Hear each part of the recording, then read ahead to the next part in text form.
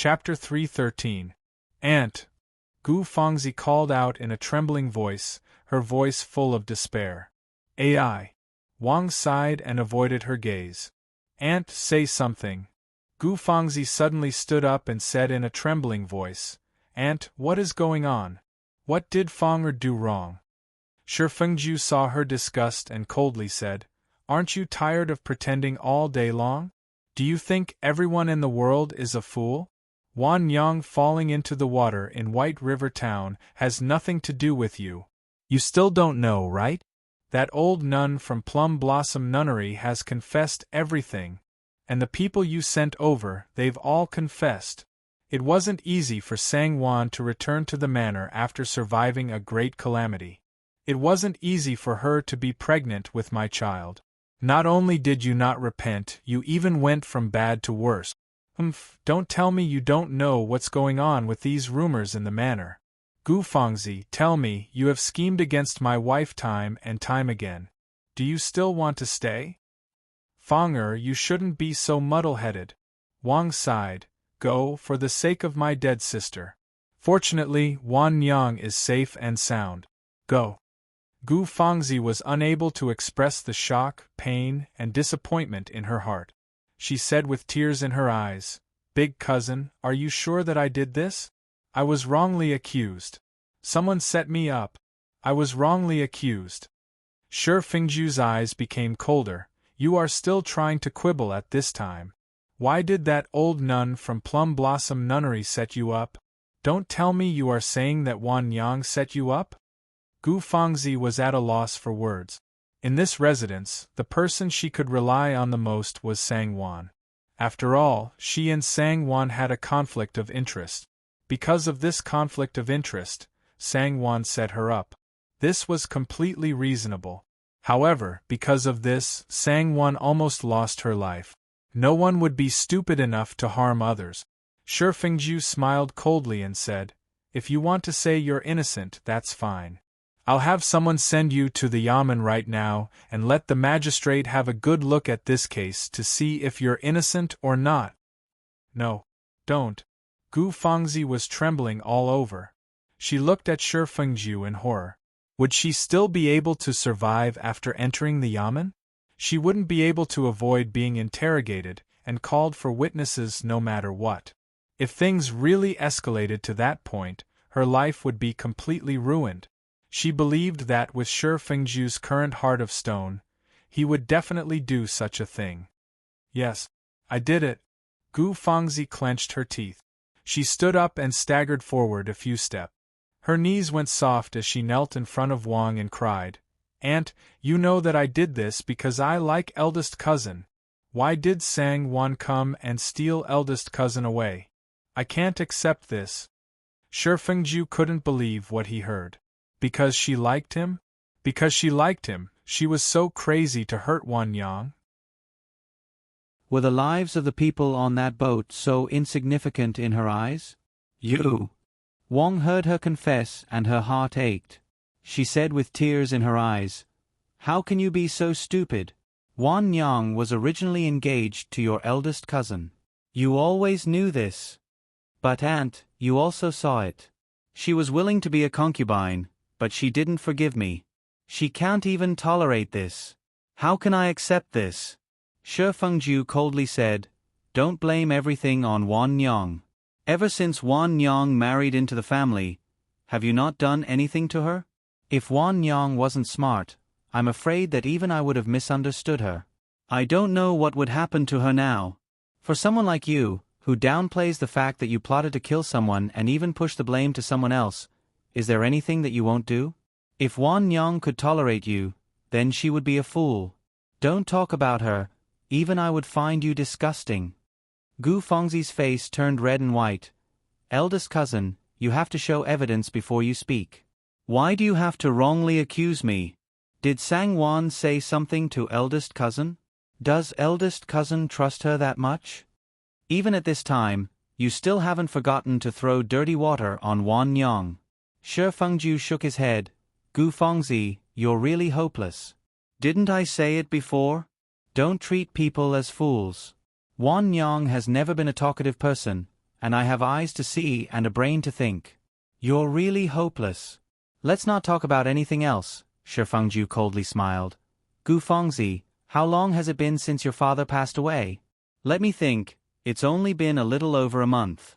What did you say to me that day when I went to Peony Park? You pounced on me and undressed, saying that you wanted to consummate the marriage with me. Gu Fengzi, is this something a daughter should do? You said that you forgave your father, and that you were his daughter after all, so you had to stay by his coffin. Is this what you did? Gu Fengzi didn't think that he would say this in front of Wang.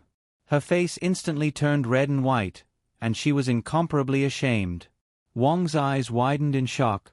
Feng is this true? How could this be? How could this be?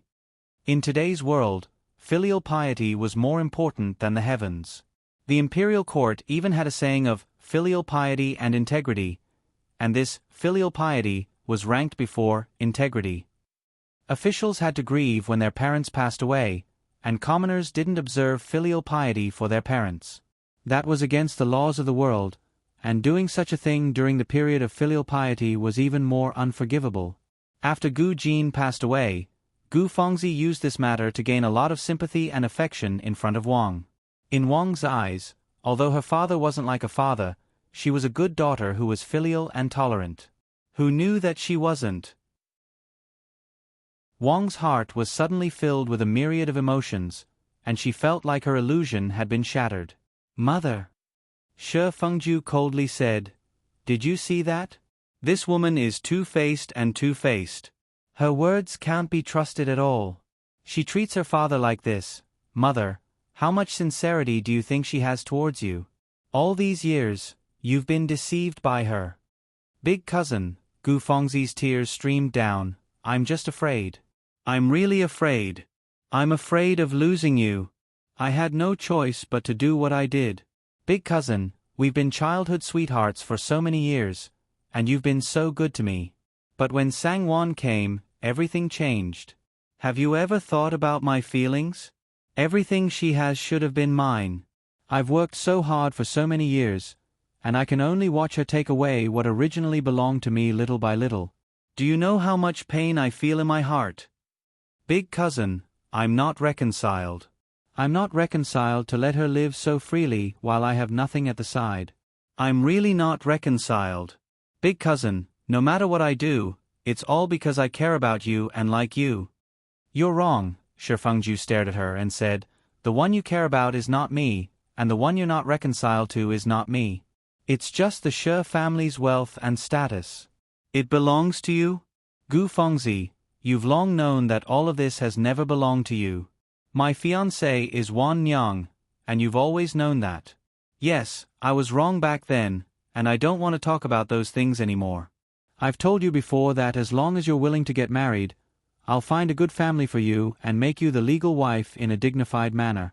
This is also my compensation to you. But you refused, and no matter what I said, you refused. Instead, you went crazy and did such a thing. Gu Fengzi, you only have yourself to blame now that things have turned out this way. Gu Fengzi glared at him fiercely. Her heart was filled with raging waves of anger and bitterness. She said hatefully, Don't say any more. Anyway, in your eyes, you can't see a single bit of good in me, so why say so much? Ha ha, find a good family for me? No matter how good a family is, can it be compared to the Shi family? No matter how good a family is, how can it be compared to your childhood sweetheart? You're clearly looking for an excuse to push me out of the door. Now that you've gotten what you wanted, why say so much? Shi Fengju did not speak anymore, and his eyes were cold. Wang was startled, and she sighed softly. Her heart turned to ashes, and the gaze she used to look at Gu Fengzi gradually turned cold. No matter how good a family is, can it be compared to the Shi family? She kept saying that she was unwilling, and it was true. It wasn't because of anything else, but because, no matter how good a family is, can it be compared to the Shi family? She couldn't give everything that the Shi family could. Fengju was right. She could disregard other people's lives and be unfilial to her father, but how sincere could she be to herself? At the end of the day, it was just that he could protect her and support her. She suddenly thought of many things in the past. Sure enough, every time her son wanted to do something, she was the one who stood up for him. Thinking of this, Wang's heart turned even colder. Gu Fengzi blurted out some words in a moment of anger, but when she saw Wang's expression turn cold, just like Shi Fengju's, she was startled and quickly called out, "Aunt." Wang waved her hand. "Feng, we're still relatives, so listen to your big cousin. Go to the country house and stay there for a while. You should calm down and think about it carefully. If there's anything, we'll talk about it after the new year." Gu Fengzi's body turned cold, and her face turned ashen. What was there to talk about after the new year? She clearly knew that the little Lunar New Year was already over, and there were only 4 to 5 days left before the new year. Yet, she still insisted on chasing her out of the household. It was clear that she didn't care about their old relationship anymore. Talk about it after the new year? Gu Fengzi's heart turned sour. She didn't believe that there was anything to talk about after the new year. This was clearly an excuse to evade the responsibility. In this world, there was no such thing as familial love, nothing could be relied on. "Yes, Aunt." Gu Fengzi clenched her fists and wanted to scream and vent, but she knew that she had nothing left. No matter how unbearable it was, she had to endure it. "I'll send someone to call you tomorrow morning. You can leave now," Shi Fengju said coldly. "Aunt, take care. Big cousin, you take care too." Gu Fengzi wiped her tears and bowed to the two of them. She turned around and slowly walked out with her head lowered. Inside the room, the mother and son were silent for a while. It was Wang who spoke first. She forced a smile and said, "Go back and accompany Wan Nyong. She's pregnant, so it's inevitable that she'll be delicate. I want to be alone for a while." Shi Fengju nodded and stood up, saying, "Mother, you don't have to be sad over this kind of person. She's the one who let you down. You don't have to be like this." "I know." Wang sighed and recovered from her initial shock. She only felt sad and sad. "I just feel that it's a pity. How did she become like this?" Sigh. Chapter 3:14. Shi Fengju remained silent. Speaking of this matter, Shi Fengju's contribution was not small. If it weren't for Shi Fengju's constant protection, she would have been taught a lesson and wouldn't have ended up in this situation. She caused Wan Nyong to end up in this state, yet Shi Fengju let her off so easily. "I've already let Wan Nyong down." Shi Fengju hoped that Shi Fengju's shadow would no longer appear in the Shi family's life from now on. Otherwise, the last trace of affection would be gone. "Mother, the child in Wan Nyong's belly is indeed mine. I am well aware of this. I hope that Mother won't have any prejudice against Wan Nyong because of this. She and I don't care about other people's opinions, but you are my mother. The child in her belly is your biological grandson," Shi Fengju said seriously. Wang nodded and smiled. "Since you've already said so, how can Mother not believe you?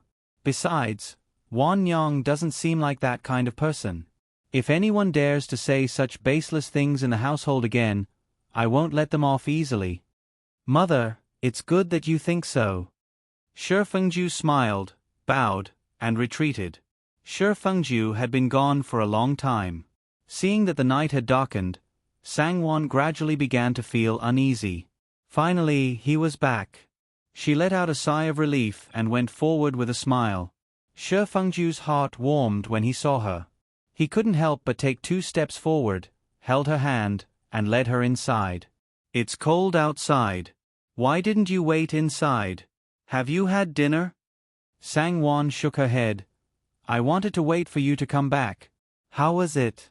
Did you make it clear to her? Did she agree?" Now that she was pregnant, she didn't want to be distracted by a woman who harbored evil intentions and could stir up trouble at any time. Naturally, she couldn't wait for her to leave quickly.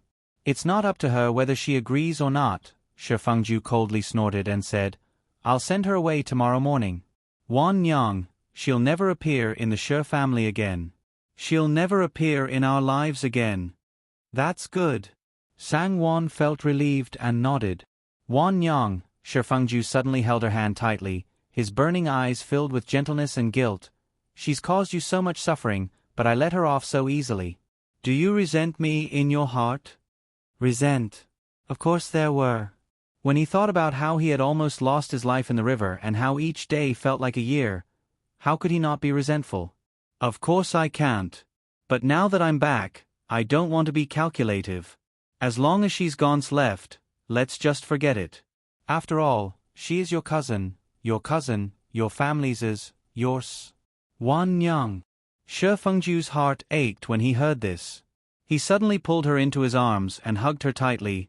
"Wow, I won't let you be wronged again. I won't." Sang Wan leaned into his arms and gently rubbed against him. Early the next morning, an old maid urged Gu Fengzi to get on the carriage and leave the Fu. Gu Fengzi insisted on seeing Shi Fengju before leaving. Although the old maids were ordered to send her away, this matter wasn't made public. No one knew that Miss Gu was almost driven out of the Fu. Seeing her insistence, they didn't dare to urge her. Gu Fengzi smiled and didn't go to Ning Garden to find her. She waited at the second gate. When Shi Fengju went out, she called out, "Eldest cousin," and stopped him. "Why haven't you left yet?" Shi Fengju stared coldly at the consul servant, causing her to feel a chill in her heart. "Eldest cousin, don't blame them," Gu Fengzi said with a smile. "Don't worry, I'm just going to say a few words to you. Just a few words." Shi Fengju stared at her deeply and walked to the side. Gu Fengzi pursed her lips and smiled. She tightened her cloak and slowly followed him. The old maids waited silently. A few daring ones quietly looked over. They didn't know what Miss Gu said to eldest young master, but eldest young master's expression suddenly changed. He stared at Miss Gu coldly and didn't say a word. Miss Gu didn't seem to care.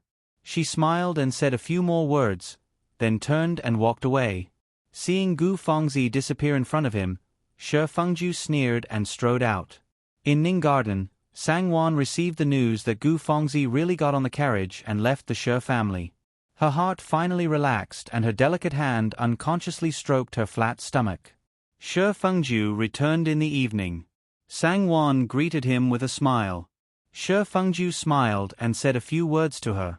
The gloomy atmosphere in the Fu was finally swept away.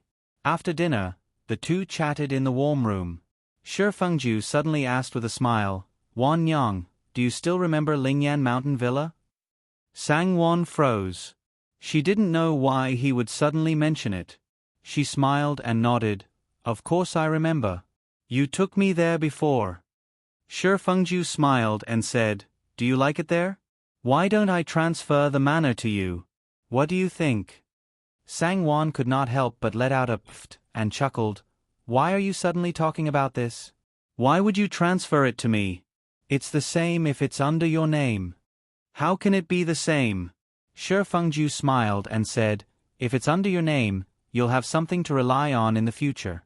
Although you have a monthly allowance, how can it be enough? You spend a lot of money on everyday things. Just the reward for the servants was not a small sum of money. I just remembered that ever since you married me, you've never asked me for money." Sang Wan felt that his words were becoming more and more strange and ridiculous. She was secretly surprised. She smiled and said, "With you here, I can rely on you. Why would I need a villa to rely on? I didn't ask you for money because you gave me a lot. I don't need that much, so I didn't ask." "Really?" Shi Fengju's eyes suddenly became deep. "Wan Yang really thinks of me as someone to rely on?" Such a gaze made Sang Wan feel a little unbearable, and she felt a little flustered. She still forced a smile and nodded, softly letting out an N. Shi Fengju chuckled and asked, "Wan Yang, since that's the case, what's the deal with Lu Luo Villa and the 200 mu of fertile farmland and dozens of mu of mountainous land? Can Wan Yang tell me about it?" When he suddenly mentioned this matter, Sang Wan's face turned snow white. She was so shocked that her eyes widened and she forgot to react for a moment. Seeing her reaction, Shi Fengju's heart turned cold. Gu Fengzi's mocking and cynical words rang in his ears. "Big cousin, didn't you always say that I'm greedy for the Shi family's wealth and that I'm selfish and only like myself in my heart? Do you know that the woman in your hands might not be of the same mind as you? She already has other plans and is looking for a way out. It's funny that big cousin still kept it in the dark. Didn't eldest cousin ask her why she bought the farmstead behind your back? Does the young mistress of the Shi family need to use the name of a maidservant to buy property? Sangwon, what are you trying to do by using Lu Ya's name to purchase those properties behind the Fu's back? That's what you're relying on. Shi Fengju's tone was indescribably bitter.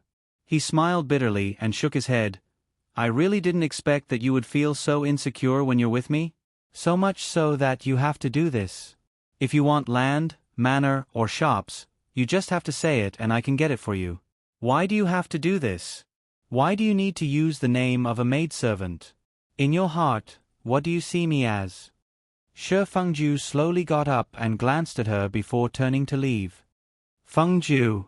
Sangwon rushed forward and hugged him from behind. She leaned against his back and pressed her cheek tightly against his body. With tears in her eyes, she said, Fengju, it's not like that, it's not like that. Those were bought in the past. Now, I don't think of it that way. In the past? Shi Fengju asked, in the past, you thought of it that way? Those properties were bought after they consummated their marriage and became a loving couple. When he thought of how he treated her wholeheartedly during those sweet days, and how he wished he could give her the best that he could, but she had other thoughts, Shi Fengju felt as if his heart was being cut by a knife. The person behind him stiffened. Then he heard her say, yes. So it was really like that. Shi Fengju was so upset that his heart was split into two. He forcefully tried to pry her hands away. Fengju. But she refused to let go and cried, Fengju, I've said it before. That was in the past. I'm really afraid. Gu Fengzi, she. Afraid that I won't be able to fulfill my promise to you? Shi Fengju's voice was cold. Yes. Sangwon admitted without hesitation, you've been childhood sweethearts with her for so many years. She has her mother to back her up, but I have nothing. I'm not as good as my sister-in-law, who has a strong family. The only thing I can rely on is your pity. Fengju, if you were me, would you feel at ease? When I first set up the manor and farmland, I did indeed have a backup plan as a last resort in case I had no other choice. If one day you don't want me anymore, how can I go home and embarrass big brother and sister-in-law? It wasn't easy for them to send me off, so how can I bring back a divorce letter for them? But where can a weak woman like me go? If I have a few fields to live on, I'll let it go. Although you've promised me that you'll find a way to send her away, but Fengju, there are things in this world that can't be done just because you've promised. You've always been filial and know how to look at the big picture. Can you really disregard your mother's feelings for me? I want to believe you, but reality tells me that it's impossible. Fengju, there was a time when we were about to give up, right? Ask yourself, if I hadn't met with such a disaster, would you have been so determined to chase her away? I've made a plan for myself to have peace of mind. What's wrong with that? Shi Fengju was stunned for a moment. He wanted to refute, but he had to admit that what she said was right. In the end, he had thought too simply of his cousin whom he had known since young. He didn't think that such a simple matter would become so complicated, to the point where they would fight to the death. He had told her that he would protect her and that she wouldn't have to worry, but in the end? She was implicated because of him. If not for her luck, if not for a coincidence, he wouldn't have been able to see her again in this lifetime.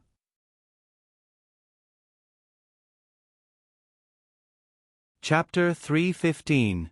Shi Fengju suddenly felt a chill in his heart. He was really crazy. How could he be provoked by Gu Fengzi with just a few words? Now that she was back, that was more important than anything else. She was pregnant with his child, so why should he care about what happened in the past? So what if he bought a business? In any case, she could forget about leaving his side for the rest of her life. Hearing the sobbing sounds behind him, Shi Fengju's heart softened and his stiff body gradually relaxed. He raised his hand and hesitated for a moment before gently placing it on her slightly cold hand. He whispered, "What about now? Do you still feel the same way?" "No, no." Sangwon hugged his hand tightly and shook her head repeatedly. She stuck close to his back and sobbed, "Fengju, I don't want to really." How about you?" Shi Fengju's tone was a little tense and stiff, as if he was looking forward to it. Sangwon's face suddenly turned red. She wanted to say the words in her heart, but she didn't know it was so difficult. I don't want to leave you. Fengju, I don't want to leave you, never again." Shi Fengju smiled silently. He turned around and held her shoulder as he asked softly, "Do you like me?" Sangwon quickly nodded and raised her slightly red and swollen eyes to look at him. With a heavy nasal sound, she said, "Fengju, if I don't like you, why would I go through so much trouble to return to your side?" "Fengju, don't be angry with me, okay?" Shi Fengju's heart had already softened, but he still said indifferently, "You're not willing to say that you like me, so how can I believe you? I want to hear it from you personally." Sangwon was slightly embarrassed. Seeing that he didn't seem to be joking, she lowered her eyes and said softly with a red face, I like you." Shi Fengju couldn't help but chuckle when he saw her embarrassed look. He sighed and said, "It's so hard for you to say it out loud. My Wan Yang, I like you too." "Fengju." Sangwon threw herself into his arms. "Don't be angry, don't be angry. Don't be angry." Shi Fengju hugged her and gently patted her shoulder. He sighed and said, "In the end, I'm the cause." "How can I be angry with you?" "Wan Yang, go back and change the name of the manor. Don't hide it any more. If you want anything in the future, just tell me directly. Do you understand?" Sangwon lifted her head from his embrace and smiled at him. Shi Fengju lowered his head and kissed her lips. He said softly, "Look at you, you're crying over such a small matter. Are you feeling any discomfort? You're pregnant, you're not allowed to cry anymore." Sangwon felt embarrassed. She blushed and said, I was just feeling anxious." "You said those words so coldly and even walked away." Shi Fengju quickly covered her mouth to stop her from continuing. He smiled and said, "When I suddenly heard about it, you actually admitted it so shamelessly. How can I not be angry? But even if I'm angry, I won't be estranged from you because of this matter. At most, I'll just go out to take a breather. It wasn't easy for me to find you, so how can I let you go so easily? What's more, you're pregnant with my child. Shi Fengju, will never do anything that will cause me to lose out." Sangwon chuckled at his words and gave him a look of annoyance. Shi Fengju felt an itch in his heart. He carried her to sit down and placed her on his lap. He caressed her smooth and delicate face with a faint fire and desire in his eyes. Sangwon was startled and subconsciously wanted to struggle. Shi Fengju tightened his grip and said in a hoarse voice, "Don't touch Wan Yang. Let me hug you properly, I'll hug you." Sangwon softened her body and let him hug her. She hesitated for a while before saying, "Fengju, Nanny asked me yesterday if we should sleep in separate rooms." As Sangwon spoke, there was a tinge of jealousy in her tone. "Sleep in separate rooms?" Shi Fengju was unhappy when he heard that. "Why should we sleep in separate rooms? I, Shi Fengju, am not a beast. Why would I do something that I shouldn't do? But won't you feel uncomfortable?" Sangwon's voice became even softer. A pregnant wife was unable to serve her husband. Logically speaking, it was time to prepare a bed warmer to serve him. If it was in the past, Sangwon would not have asked him and would have virtuously prepared it for him. But now, she did not know why, but just talking about it made her feel uncomfortable and suffocated. Uncomfortable? Shi Fengju curled his lips and smiled mischievously. He whispered into her ear, "Of course I'm upset. You and I were so loving before, but now, I can't even touch you. How can I not be upset?" Sangwon felt even sadder after hearing that. She endured it and pretended to smile casually. "It's my fault as a wife for forgetting to think of this for you. Tomorrow, I'll let Nanny take a look." "Look at what?" Shi Fengju asked with a smile. Sangwon was secretly annoyed. "What do you want me to look at? Why are you asking when you already know the answer?" She said unhappily, "Or if you have someone you like, you can just tell me." It'll save me and Nanny a lot of trouble. Sangwon could no longer sit calmly in his arms. She struggled to get up in a fit of pique. Wan Nyang. Shi Fengju held her down forcefully and sighed. You're obviously unhappy. Why do you have to say and do this? You're unhappy, and you're making me unhappy. You're unhappy? Sangwon was stunned and looked up at him. Shi Fengju held her face and gently caressed it. He said with a smile, Wan Nyang, am I wrong? Sangwon looked down. You're right. I'm unhappy, but, then it's fine, Shi Fengju said seriously. Wan Nyang, I don't have the mood to care about these things. So, you don't have to be a virtuous wife. Isn't it better for the two of us to have a good life together? Why do you have to get another person and cause chaos in the household? When the time comes, you'll be upset, and I'll be upset too. Since you don't blame me, then I'll take your words seriously. Sangwon suddenly smiled. She didn't take the initiative to think about this matter. Since Mama Li mentioned it to her, she could not mention it to Shi Fengju. When she said it, she felt uncomfortable. Hearing him say it, she naturally couldn't ask for more. Shi Fengju chuckled. If you take it seriously, then that's what I mean. Now that you have a child, I believe Mother won't say anything. As long as you can give birth, it's fine. Even if it's not a son, there's still a long way to go. And Sangwon's heart relaxed and she happily leaned into his embrace. She said softly, Fengju, I like you. I won't allow you to touch another woman. Just thinking about it makes my heart ache. Shi Fengju felt a little satisfied and said softly, Don't worry. Mama Li saw that the two still had no intention of sleeping separately and couldn't help but feel anxious. After 2 days of anxiety, she finally couldn't bear it anymore and personally advised Shi Fengju, Young master, it's better if you move to the side room to sleep. Old slave has already asked someone to clean it up. Young mistress is pregnant and her body is precious. Young master, it's better if you don't disturb her. Shi Fengju found it funny and annoying at the same time. How did he become disturbing her? He smiled and said, Nanny, don't worry. I know what I'm doing. I won't make Wan Nyang unhappy. She's pregnant with my child. How can I not feel bad for her? I'm just afraid that you'll feel bad for her too much. Mama Li thought to herself. Old slave knows that you're a sensible person. Then go to the side room tonight. Tomorrow, old slave will report to young mistress and choose a clever servant to serve her. What do you think, Nanny? Shi Fengju's face darkened slightly. Nanny, I've seen a lot of concubines, but I don't want them. You don't have to worry about this in the future. I don't want any more women to come in and mess up this courtyard. Gu Fengzi had just left, and you've already forgotten? From now on, I only want to live a good life with Wan Nyang. Don't worry.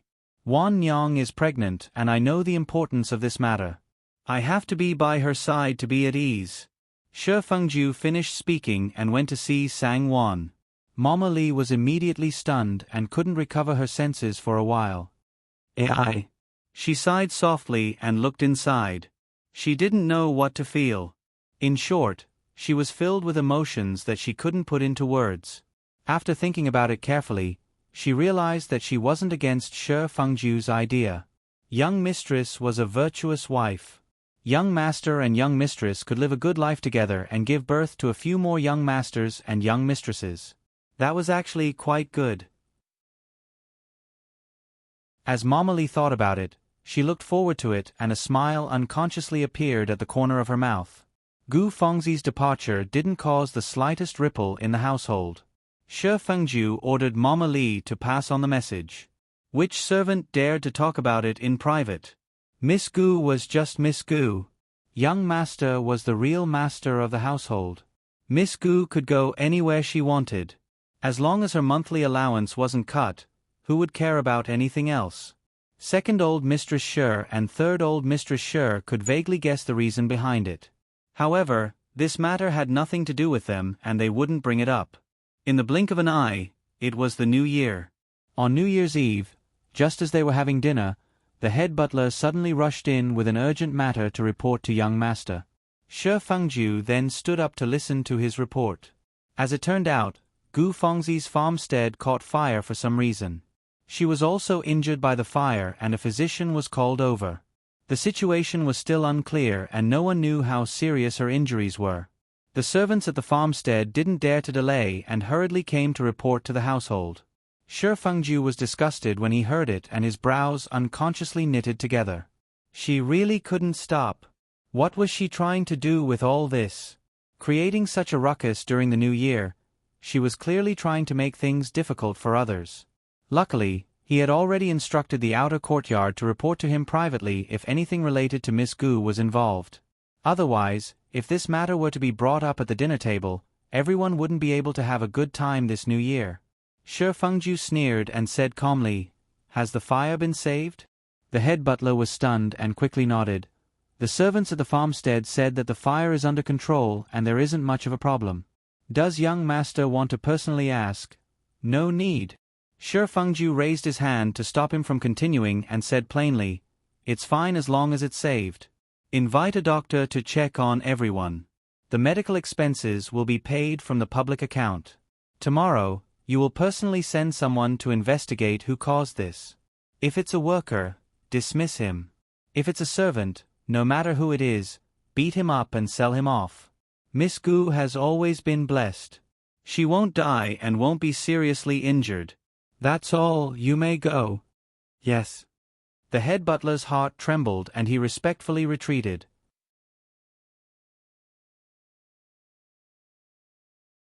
Chapter 316. Gu Fengzi was lying in the simple and crude room that was temporarily arranged, anxiously waiting for someone to report to her. Who knew that other than a middle-level steward, Steward Yu, and a personal manservant, there was no one else. Gu Fengzi was stunned. The doctor examined her and found that it was only a minor flesh wound. He comforted her with a few words and prescribed some medicine before going to examine the others. Steward Yu, Gu Fengzi couldn't be bothered with anything else and asked with a smile, "Did Aunt say anything?" Steward Yu was startled and then smiled, "Young Miss Gu, you're making things difficult for me. Eldest Madam stays in the inner courtyard and I'm in the outer courtyard. How would I know what Eldest Madam said? Then, this matter wasn't reported to Eldest Madam? Why didn't Eldest Madam say anything?" Gu Fengzi widened her eyes. Steward Yu shook his head and said, "I don't know about this. Steward Yu instructed me to come and take a look, so I came. As for other things, Steward Yu didn't say anything and I didn't ask." "Oh right, Eldest Young Master did say something. Eldest Young Master said that young Miss Gu is blessed with good fortune and will definitely be fine. He even told me to investigate this matter thoroughly. I don't know which bastard caused this kind of trouble during the new year and caused me to not have a good new year. It's really unlucky." Steward Yu muttered a few curses. "Young Miss Gu, if there's nothing else, I have to hurry back." Gu Fengzi's heart sank and she was so stunned that she didn't hear Steward Yu's words. Steward Yu disdainfully curled his lips and couldn't be bothered to ask her again. He snorted and walked out. Stewards weren't fools and they had good connections in the residence. They more or less knew some gossip. Seeing that Gu Fengzi still didn't stop after being chased out of the residence during the new year and still had the nerve to ask such a question, Steward Yu sneered in disdain.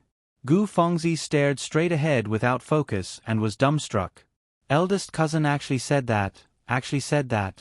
And Aunt didn't say a single word, not even a word of comfort. Human relationships were cold and as thin as paper. She had only been away for a few days, and they had already. 2 lines of tears slowly overflowed from her eyes and flowed down her cheeks. She couldn't help but clench her fists tightly. She gritted her teeth and her body trembled slightly. Sang-won, this is all because of Sang-won. It was all because of that bitch Sang-won. If it wasn't for her, her cousin wouldn't have had a change of heart, her aunt wouldn't have been so cold, and she wouldn't have fallen into such a miserable and lonely situation. It was all Sang-won's fault. I hate you. I really hate you. I can't wait for you to die in my hands. Sang-won, why do I have to bear all this pain while you live so well? I can't accept this. I can't accept this. Gu Fengzi's expression suddenly turned ferocious and cold. Flames of madness flickered in the depths of her eyes, as if they were will-o'-the-wisps from hell. She didn't know how twisted and terrifying her face looked under the dim yellow light. After this incident, Gu Fengzi quietly lived her life and didn't cause any more trouble. In the blink of an eye, it was February. The sun was bright and brilliant. The wind of early spring blew gently, bringing away the chill of winter. The weeping willows by the river had thousands of twigs. Looking from afar, one could already see a faint green. The trees in the garden that had withered for a whole winter had countless rice-sized buds drilled out of the branches. They were only waiting for a gentle spring rain and a warm spring breeze to pass before thousands of branches stretched out and dyed the garden with new green. Wang occasionally thought of Gu Fengzi and sighed. Thinking that it had been a long time, she thought that she should have figured out what to do, so she sent Nanny Jiang to see her and ask her. After all, Gu Fengzi was also at fault for doing such a crazy thing. If not for her blindly conniving, and if not for her stubbornly forcing her son to marry her, things might not have come to this point. Fortunately, Wan Nyong returned safely. Regarding this matter, Fengju could do whatever he wanted in the future. She couldn't interfere anymore. However, Gu Fengzi was still young. As long as she agreed to marry, she could find a good family for her and let her marry far away. They wouldn't have to meet again in the future, and they would both take care of themselves and live their own lives. Who knew that Nanny Jiang would bring back news that Gu Fengzi had sworn that she would rather live in that country house for the rest of her life, and that she had no intention of marrying again. She hoped that old mistress would grant her wish. Wang remained silent for a long time after hearing this. Nanny Jiang advised, "Old mistress, since Gu Fengzi has said so, then let her be. If the cow doesn't drink water, why force it? Since this is her idea, then old mistress should just let her be. Hee, perhaps Gu Fengzi hasn't thought it through yet. Let's wait a little longer. Maybe she will, and it'll be the same when the time comes." Wang nodded and sighed. "You're right. If the cow doesn't drink water, what's the use of forcing it? No matter how much I meddle, I'm just not a person. Since she said so, then let her be. Oh right, it'll be Guanin's birthday on the 19th of February soon. Don't forget to tell Wan Nyang that she should go to Guanin's temple to offer incense and pray so that Guanin can bless the safety of both mother and son. Mama Li is already preparing for this. Old mistress, don't worry." Nanny Jiang replied with a smile. Wang nodded and smiled. Wang was a Buddhist. Every year on the 19th of February, she would go to Guanin's temple to offer incense. There was even a child giving Guanin in the temple, which was very efficacious. Now that Sang-Wan was pregnant, it was natural for her to go and pay her respects. Although Sang-Wan had suffered a lot before, this pregnancy was very stable. The child in her belly was very obedient and didn't disturb her much, unlike other pregnant women who vomited, had chest tightness, couldn't stand the smell, and couldn't eat. She was fine with everything. Wang and Shi Fengju were very happy. On the 19th of February, Sang-Wan got up early in the morning to freshen up and prepare to go to the temple to offer incense. Other than Wang and second old mistress, Zhou Zhengyi didn't go because it was inconvenient for her to move around. Third old mistress Shi brought her daughter and her husband to take up a post in the first month of the lunar month. This time, they were indeed in Jiangnan as the prefect of Suzhou. The mother-in-law, daughter-in-law, and sisters-in-law all boarded their respective carriages and headed towards Guanin Temple on Mount Fenghe outside the city. This Guanin Temple was located halfway up the mountain and was surrounded by green hills and dense forests. The scenery was very quiet. Because today was one of the most important days for Guanin, there was an endless stream of devout believers coming to offer incense. At the foot of the mountain, there was a clamor of horse carriages and voices. It was very lively and the smell of incense could be smelled from afar. The group of mother-in-law and daughter-in-law changed to sedan chairs at the foot of the mountain and slowly went up the mountain under the escort of the servants.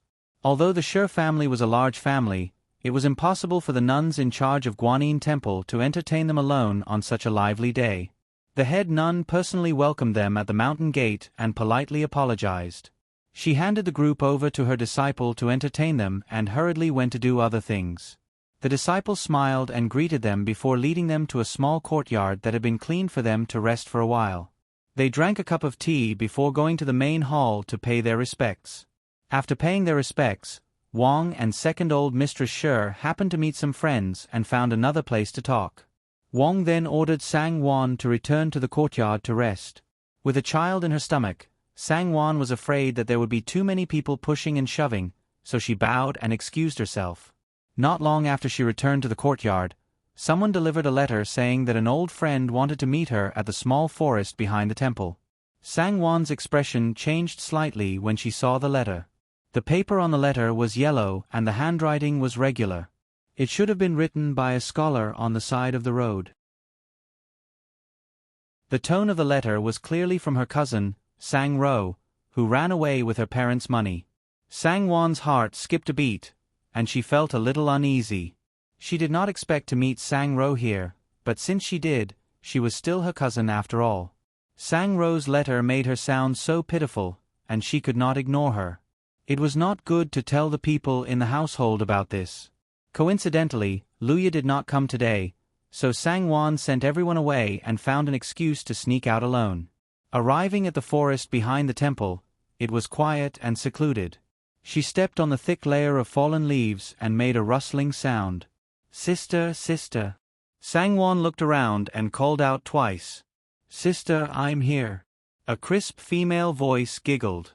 Sang Wan turned around and her pupils shrank. Her expression changed slightly. Where was Sang Ro? It was Gu Fengzi. Sang Wan could not help but laugh at herself. She was quite well informed and concerned about her family's matters. She even knew about this and could make use of it. "It's you." Sang Wan quickly regained her composure and said faintly, "What do you want to do by calling me out?" Gu Fengzi's gaze suddenly turned cold. She glared at Sang Wan and sneered, "What do I want to do? I want to kill you and the bastard in your stomach." "You're really crazy," Sang Wan shook her head and said. "That's right." Gu Fengzi screamed, "I'm crazy because of you. Sang Wan, it's all because of you that I'm in this state today. If not for you, Big Cousin would not have a change of heart. He and I are a match made in heaven. Who knows how happy we would have been? It's all because of you. You're the one who ruined everything for me. You schemed and stole my big cousin, stole everything that originally belonged to me. Sang Wan, you're so proud of yourself." Sang Wan looked at her calmly and said, "What do I have to be proud of? You, on the other hand, clearly knew that he was engaged, yet you didn't avoid it and insisted on getting close to him. This is your own fault, so how can you blame me?" The marriage between the Shi family and the Sang family was decided by the elders. The marriage was something that would happen sooner or later. "Don't tell me you didn't know? After I married into the family, you set up traps to harm me time and time again. What kind of good intentions do you have? Don't tell me I shouldn't be on guard, shouldn't resist, and should be at your mercy until I die. Everything that happened today is your own fault. You can't blame anyone else. You're spouting nonsense." Gu Fengzi screamed. Her face turned red and white. She glared at Sang Wan and said hatefully, "You're spouting nonsense. You're spouting nonsense. Big Cousin and I were childhood sweethearts. We were childhood sweethearts. His wife should be me, not you. You shouldn't have married him. You shouldn't have married him at all. You wanted to steal what belongs to me, so why can't I plot against you? If not for you, everything wouldn't have turned out like this."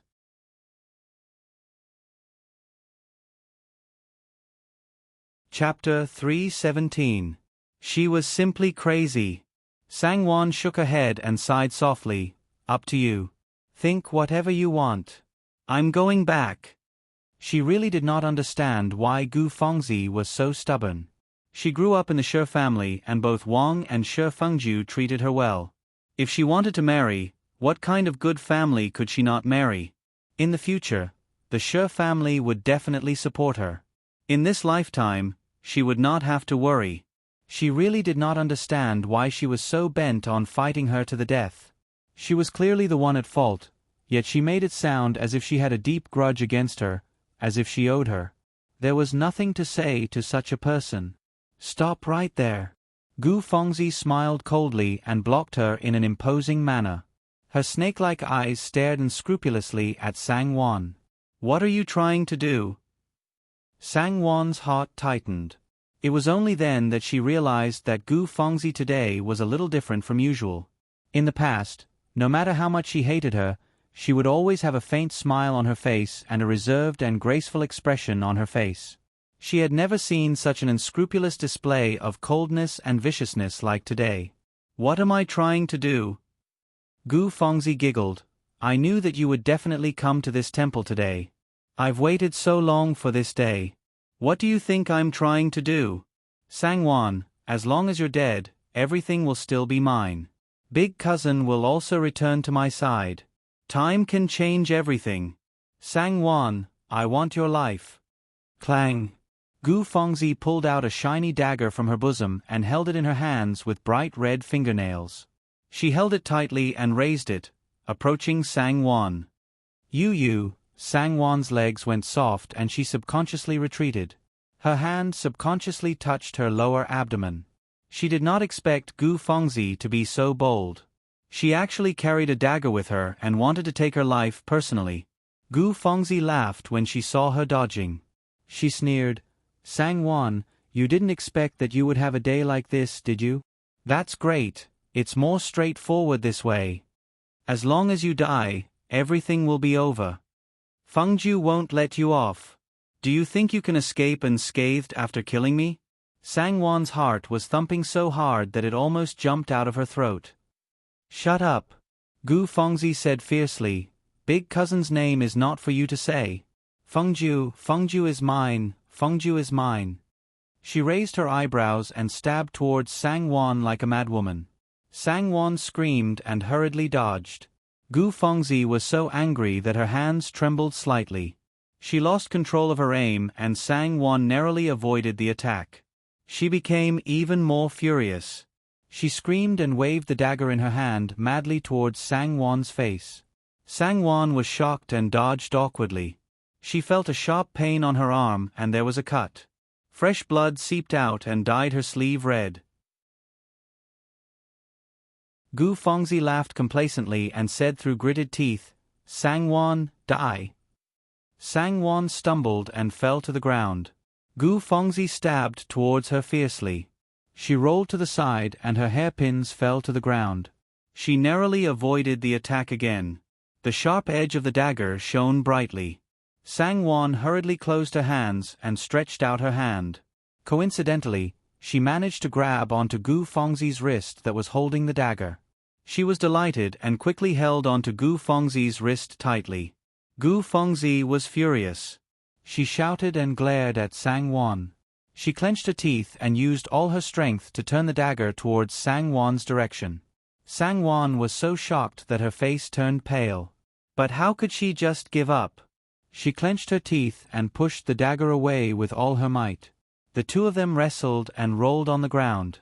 A withered branch fell from the tree and hit Gu Fengzi's head. She was stunned and lost her strength. Sang Wan couldn't retract her strength in time and the dagger suddenly turned around. With a pu sound, the dagger fiercely stabbed into Gu Fengzi's chest. Time seemed to stop at this moment. The two of them were stunned.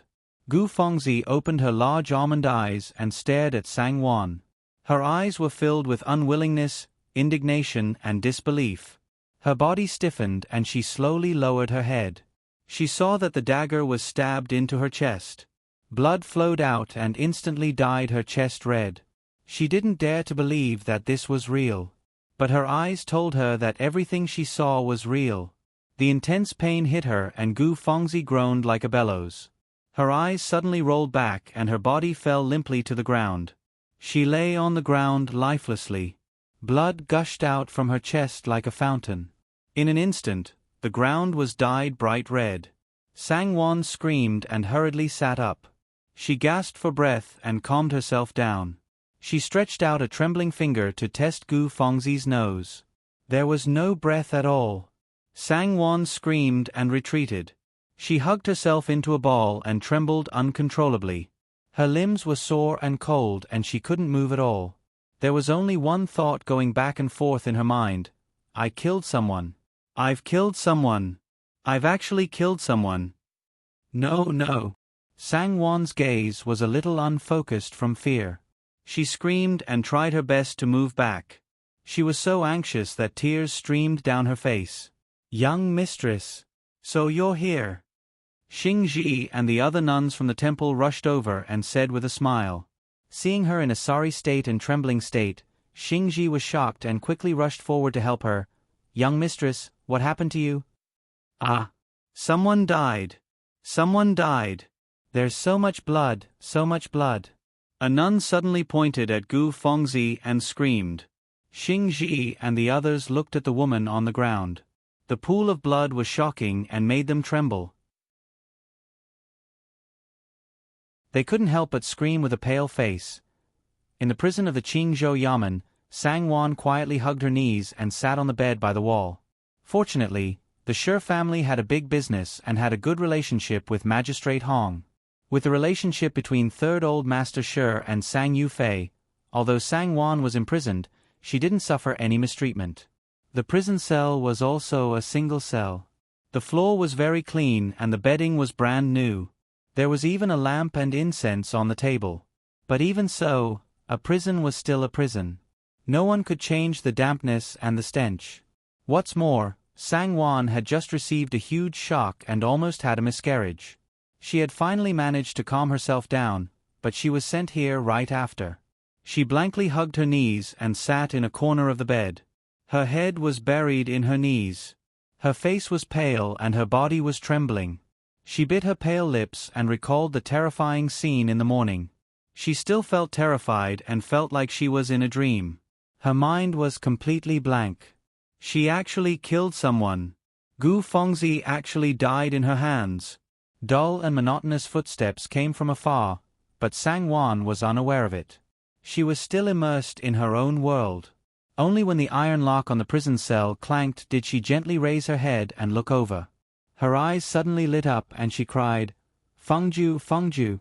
She ran over without a care for anything else. Wan Yang. Shi Fengju came in and quickly hugged her. Fengju. It wasn't me, it really wasn't me. I didn't want to kill her, I didn't. Sangwon hugged Shi Fengju tightly with all her strength. It was as if she was hugging a life-saving straw, the last thing she could rely on. It was as if he would disappear if she let go. Tears streamed down her face. She cried until her voice was choked with sobs. Her words were incoherent. She hugged him tightly and refused to let go. I know, I know. Shi Fengju saw how frightened she was and felt as if a knife was being twisted in his heart. He gently patted her back and comforted her softly. Wan Yang, don't cry, I know, I know. Don't cry, come, let's sit down and talk. Shi Fengju wanted to pull her away, but Sangwon hugged him even tighter. No. Don't leave me, Fengju, don't. How could I leave you behind? Shi Fengju sighed and forcefully pried her hands away. He held her cold hands in his palms and kissed them lovingly. Wan Yang, don't be like this, you still have a child in your stomach. If you keep crying like this, you'll hurt the child. You're my wife, how could I leave you behind? I'll get you out of here, don't worry. Child. Sangwon was startled and her expression changed slightly. She hurriedly stopped crying and looked at him blankly. Really?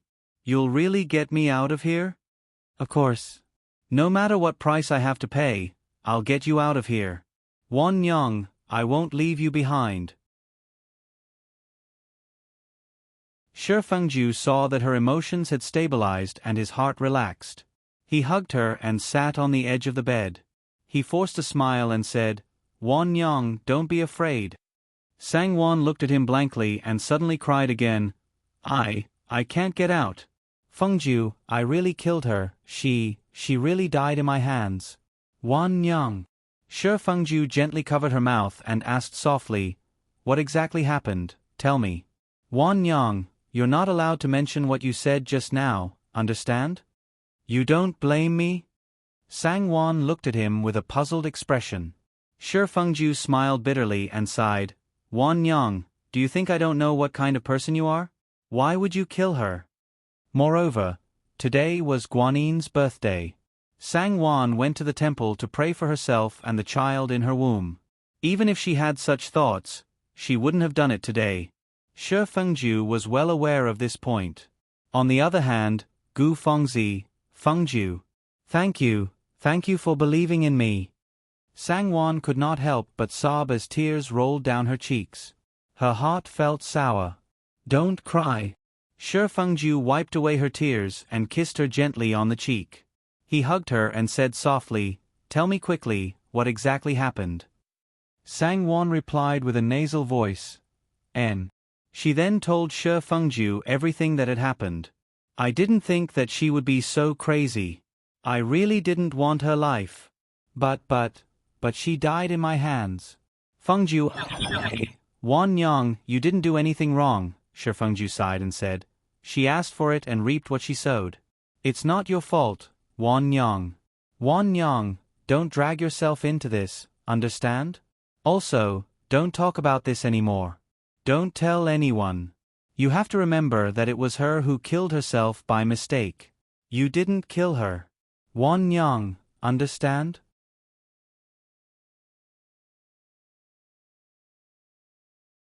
Chapter 318. His heart was filled with resentment and regret. Regarding Gu Fengzi's death, he did not have the slightest bit of sympathy or pity. That woman was actually so crazy, and that was something he did not expect. This woman was really crazy and haunting. He should have imprisoned her instead of simply chased her out of the manor. Shi Fengju stared at Sang-won with a pair of burning eyes filled with nervousness. If she really admitted it, things would become even more troublesome. Only if she insisted that it was Gu Fengzi who tried to kill someone but failed and accidentally killed herself could this matter be reduced to a small one. Wan Yang, remember my words. Do you understand? Shi Fengju added. Sang-won was stunned, but she subconsciously nodded and said, yes. Wan Yang. Shi Fengju became anxious when he saw her like this. He pulled her into his arms and hugged her tightly. He said solemnly in her ear, Wan Yang, you have to remember this clearly. You didn't kill Gu Fengzi. She was the one who accidentally tried to kill you. Do you understand? Wan Yang, think about me. Think about our child. I understand. I understand. I understand. Sang-won shivered and agreed. Yes, she couldn't leave him like this. She couldn't lose her child like this. She still had a lot of days to live and a lot of roads to walk. She couldn't lose her life in vain. In the first place, Gu Fengzi had only herself to blame for this matter. It's good that you understand. When Shi Fengju saw that she had finally taken his advice to heart, he secretly heaved a sigh of relief. He comforted her softly and smiled. Are you hungry? I brought some food. I'll eat some with you. Sang-won shook her head. I don't feel like eating. Wan Yang, even if you don't eat, the child has to eat. Listen to me. Shi Fengju said gently, you still have to go to court tomorrow. You have to be alert. Sang-won looked at him and reluctantly nodded.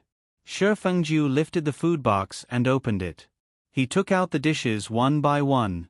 The dishes in the box were all kept warm with hot water.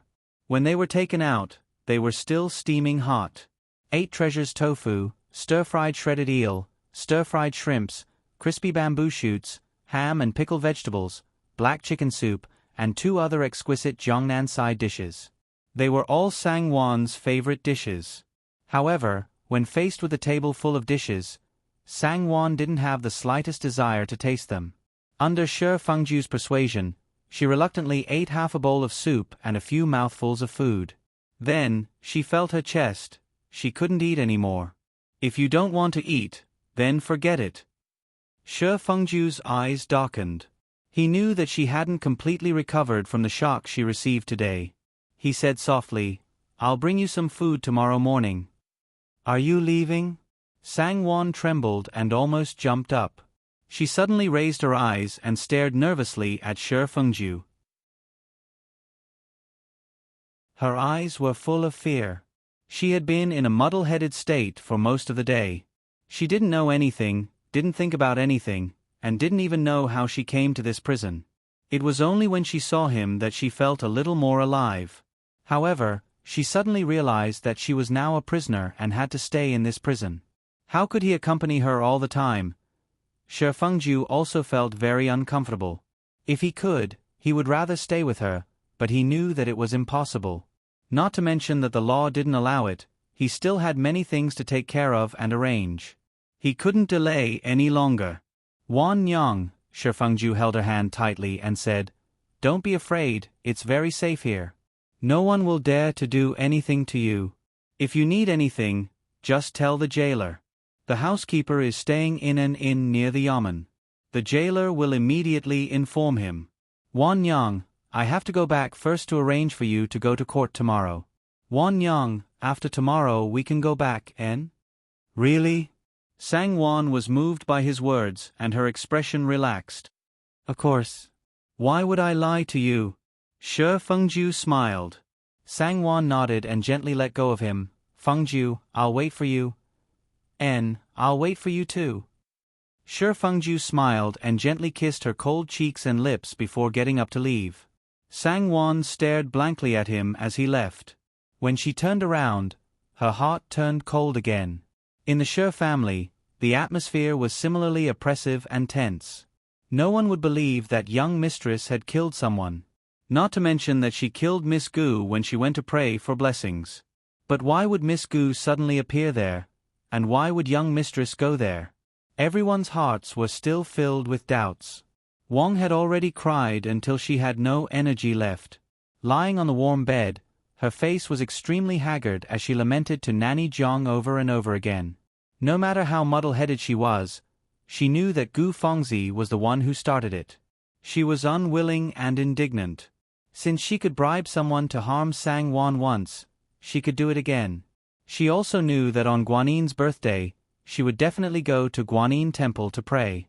Since Sang Wan was pregnant, she would naturally accompany her to pray for blessings. She knew everything. That was why she had planned all of this. Wang did not have time to grieve over her death, but instead, she fell into a deep shock and pain. This kind of ending, was it what she wanted? When she reached the netherworld, would she say that she regretted it? After Shi Fengju returned to the Shi family, he went to see his mother before returning to the study room where the head servant was already waiting to report. There wasn't much time, but it was enough for the Shi family to arrange many things. Today's incident happened at the back of the mountain. Fortunately, Xingji was alert and immediately controlled the nun who led the way and the two women who followed her before reporting to the officials. The back of the mountain was quiet and secluded. Although there were some rumors, the news was well kept under wraps. At least, everyone only knew that someone had died, but no one knew the truth. As long as the nun gave false testimony, coupled with the Shi family's wealth and third old master Shi and Sang Yufei's official positions, Magistrate Hong wouldn't be so foolish as to not pursue this matter. Fortunately, Gu Fengzi did not have any relatives in this world. The 2 to 3 distant relatives had long stopped contacting each other. They lived far away from each other and were also poor. As long as the case was closed, there would be no chance of a comeback. At most, when the Gu family sent people over, they would be sent away with a sum of money. Even so, Shi Fengju still felt nervous when it concerned his loved ones. As for Gu Fengzi, he no longer had any words to describe her. The last bit of affection he had for her had been completely severed. She had really gone mad. She said that she was unwilling and indignant, so what was there to be unwilling and indignant about? Things that did not belong to her in the first place, yet she insisted on not letting go. Why was such a beautiful young woman so stubborn and vicious? In the end, not only did she cause her own death, she also implicated others. Shi Fengju could not bear to return to Ning Garden. After listening to the chief butler's report, he pondered over it carefully and nodded to dismiss him. He then closed his eyes and spent the night in the study room. He woke up at dawn. When he opened the door, Mama Li came in with Lu Ye, whose eyes were red and swollen, to serve him. Seeing Lu Ye biting her lips and looking at him pitifully, Shi Fengju's heart softened and he sighed, "Don't worry, your mistress will be fine." Lu Ye nodded and sobbed, How could a person like young mistress kill people? It must be Gu Fengzi's fault. This servant believes that young master will definitely save young mistress. Luya hated Gu Fengzi to death in her heart and did not even call her Miss Biao. Shi Fengju nodded slightly and ordered Mama Li, "Nanny, go and see if breakfast is ready. I will send it to Wan Nyong later." Mama Li hurriedly said, "It's all ready. I cooked bird's nest porridge, wild chicken porridge, stuffed shrimp, mushroom cabbage, crab tofu, and chicken breast meat minced into small steamed buns. I also stewed ham and bone soup. It will be ready in a while." Shi Fengju nodded and did not say anything. After washing up hurriedly, he asked Chong Huan to carry the food box and they went to the yamen together. The damp and dark environment in the dungeon was terrible. He did not know how Sang Wan spent the night, but he did not sleep well the entire night. He fell asleep in a daze and woke up in a dream, thinking about the matter. "Fengju, you're here." Sure enough, Sang Wan did not sleep well either. Her eyes were swollen, but when she saw him, she hurriedly welcomed him with her bright eyes. Shi Fengju felt a little sour in his heart as he watched the prison guard open the door to the cell and walked in. "Did you fall asleep last night? You look so pale." He pulled her to sit down and caressed her face. "I'm fine." Although she did not rest well, Sang Wan's heart was much more at ease and her eyes were much clearer. She held Shi Fengju's hand and said, "Will the court be held today?" "Don't worry." Shi Fengju smiled and said, "According to the imperial court's law, the court can hold a private hearing in the back hall. There's no need to go to court, so don't worry." Only then did Sang Wan feel slightly relieved and she nodded her head gently. "Have you washed up? Eat something." Shi Fengju smiled. Sang Wan smiled and said, "Just now, a servant came over with hot water and tea. I've already washed up." Shi Fengju nodded and laid out the bowls and plates one by one. A pregnant woman would get hungry easily. In addition, she did not have an appetite last night, so she really felt hungry today. Without needing Shi Fengju to call her, she quickly ate. Shi Fengju was gratified and distressed at the sight of her. He kept asking her to slow down. It was not appropriate to stay for too long. After breakfast, Shi Fengju comforted her for a while before leaving in a hurry. Both of them were equally nervous, waiting nervously for Magistrate Hong to bring the case to trial. Unexpectedly, 2 hours passed, and then another, and there was no movement in the yamen. Chong Huan had already gone back and forth several times to inquire about the case. In an inn near the yamen, Shi Fengju paced back and forth uneasily. He scolded Chong Huan for not working diligently and ordered the chief steward to go and inquire about the case personally. Chong Huan felt wronged and did not dare to make a sound. The chief steward hurriedly left to carry out the order. After a while, he ran back with sweat all over his forehead.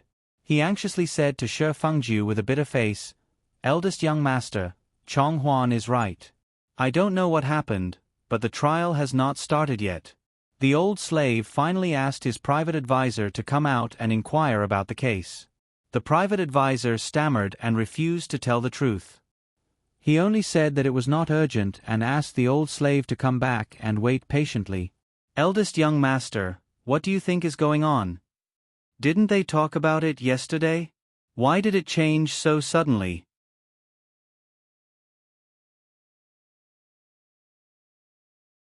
Chapter 319. Is that true? Shi Fengju's heart tightened. A sense of uneasiness gradually spread from the bottom of his heart and permeated his entire body. Yes. The head butler nodded. The private advisor had received a lot of benefits, but even he didn't dare to say it out loud. It was obvious that the situation had changed greatly. Could it be that someone from the Gu family had come? Shi Fengju immediately shook his head. It had just happened yesterday, and the news had been kept secret. The Gu family couldn't have found out so quickly, let alone come at this time. Even if they came, it was impossible for them to change Magistrate Hong's mind. But other than the Gu family, what other changes could there be? Shi Fengju let out a long sigh and said slowly, "I'll wait here." Head butler, continue to ask around at the yamen entrance. Once there's any news, report it immediately. Chong Huan, ask someone to pass a message to young mistress. Tell her to wait patiently and be patient. Just pass the message and don't go in. Understand? Since the situation had changed, and even the private advisor didn't dare to say it out loud, Shi Fengju felt that it was better to be cautious. In a situation where the situation was unclear, he couldn't act rashly and give others something to use against him. But if he didn't tell Sang Wan, he was afraid that she would be worried. Just as he expected, Sang Wan waited anxiously for the entrance. Who knew that after waiting for a long time, there would be no movement at all? She couldn't help but feel a little uneasy. Originally, she secretly hoped that this moment would come later, but now, she couldn't wait for it to end as soon as possible. But the more she hoped, the more it didn't come. She couldn't help but feel anxious and restless. She couldn't help but let her imagination run wild. Fortunately, the news from Chong Huan was quickly delivered. Although Sang Wan was still bewildered, she wasn't as panicked as before. She waited quietly. Soon, noon passed and night fell. The head butler ran back and forth a few times. He was so anxious that his face was about to change shape. There was still no movement in the yamen. Young master, this is really strange. What's going on? The head butler was in a difficult situation. Shi Fengju's heart was also in a mess. He thought for a while and said, "Let's go back first. Quickly prepare a generous gift. I will pay a visit to the prefect tonight." Despite his instructions, Shi Fengju felt uneasy. He had an ominous premonition that the prefect might not meet him. On this day, compared to the peace outside, Sang Wan saw a familiar person whom she had not seen for a long time, Zhao Qi. When Zhao Qi appeared in front of her, Sang Wan was so shocked that her face instantly turned pale. She stared at him in a daze, unable to speak. Zhao Qi also fixed his gaze on her, his eyes as gentle as ever. The light-colored clothes on his body made his slender figure look refined and elegant. "Wan Yang, why are you in such a sorry state? Why are you here? Did you suffer?" Zhao Qi retracted his gaze with a faint smile and asked gently. Sang Wan couldn't help but shudder. She was still in a daze, unable to speak. Zhao Qi showed some disappointment. "Wan Yang, don't you recognize me?" Sang Wan secretly slowed her breathing, bowed and said softly, "Young Marquis." Sang Wan was in a mess. Zhao Qi's unexpected appearance gave her a very bad premonition. This man's almost paranoid fanaticism for her was too much for her to handle. She had never thought of reciprocating his feelings. She had her own husband whom she loved deeply. She originally thought that after leaving the capital with Shi Fengju that day, that experience was just a dream. From then on, there would be no connection between them. For the rest of her life, she would never step into the capital again. Naturally, she would never meet Zhao Qi again, and she would never remember everything that had happened in the capital. She didn't expect that Zhao Qi would actually come. "Wan Yang is still so distant to me," Zhao Qi smiled bitterly and said softly, "Wan Yang, do you know how hard it was for me to find you? Finally, the heavens took pity on me and I finally found you." "Young Marquis," Sang Wan's voice was a little hoarse, "I beg you to let me go. I already have a husband, Wan Yang." Zhao Qi seemed to be very unwilling to hear her say such things. He impatiently interrupted her. "You came from my residence. I only know that you are Wan Yang. Naturally, you should come back with me. I don't know anything else." "No." Sang Wan was shocked. "That's impossible. I have a husband. I like him." "Young Marquis, I shouldn't have hidden it from you, but—" "That's right." Zhao Qi's eyes were a little cold. "Since you hid it from me, then you might as well hide it to the end. I don't want to know anything, nor do I need to know. Wan Yang, I only want you to come back with me." Since she left, he hasn't had a day of peace. Every day was a torment. She appeared out of thin air and made his many years of stagnant water come back to life. He only knew that when he saw her, he felt happy, steady, and stable. He couldn't tell whether he was looking at Fei, or Wan Yang, but he knew that he couldn't live without her. After she left, He almost went crazy. It wasn't easy to find out her whereabouts, and he immediately rushed over. He didn't expect to encounter such a thing. For him, this may not be a bad thing. Sang-won bit her lip. I didn't say it at first because I was instinctively afraid of Madame Zhao. The way she looked at me made me feel uneasy, so I hid my identity for a while. In the end, it was even more inconvenient for me to speak. Young Marquis, I shouldn't have hidden it from you. This is my fault. Please be magnanimous and let me live. Zhao Qi shook his head. It's too late, Wan Yang, your only way out is to stay by my side. Sang-won hesitated for a moment, then simply said, I'm pregnant now, I'm going to be a mother. I can't go with you. Young Marquis is willing to be magnanimous. We husband and wife can't thank you enough. There's no need. Zhao Qi stared at her belly, which was still not showing, and a strong sense of jealousy and injustice suddenly surged in his heart. He coldly said, Wan Yang, I don't care really. What does it matter? When you give birth to the child, I will treat him as my own, and your child will be my child. Young Marquis.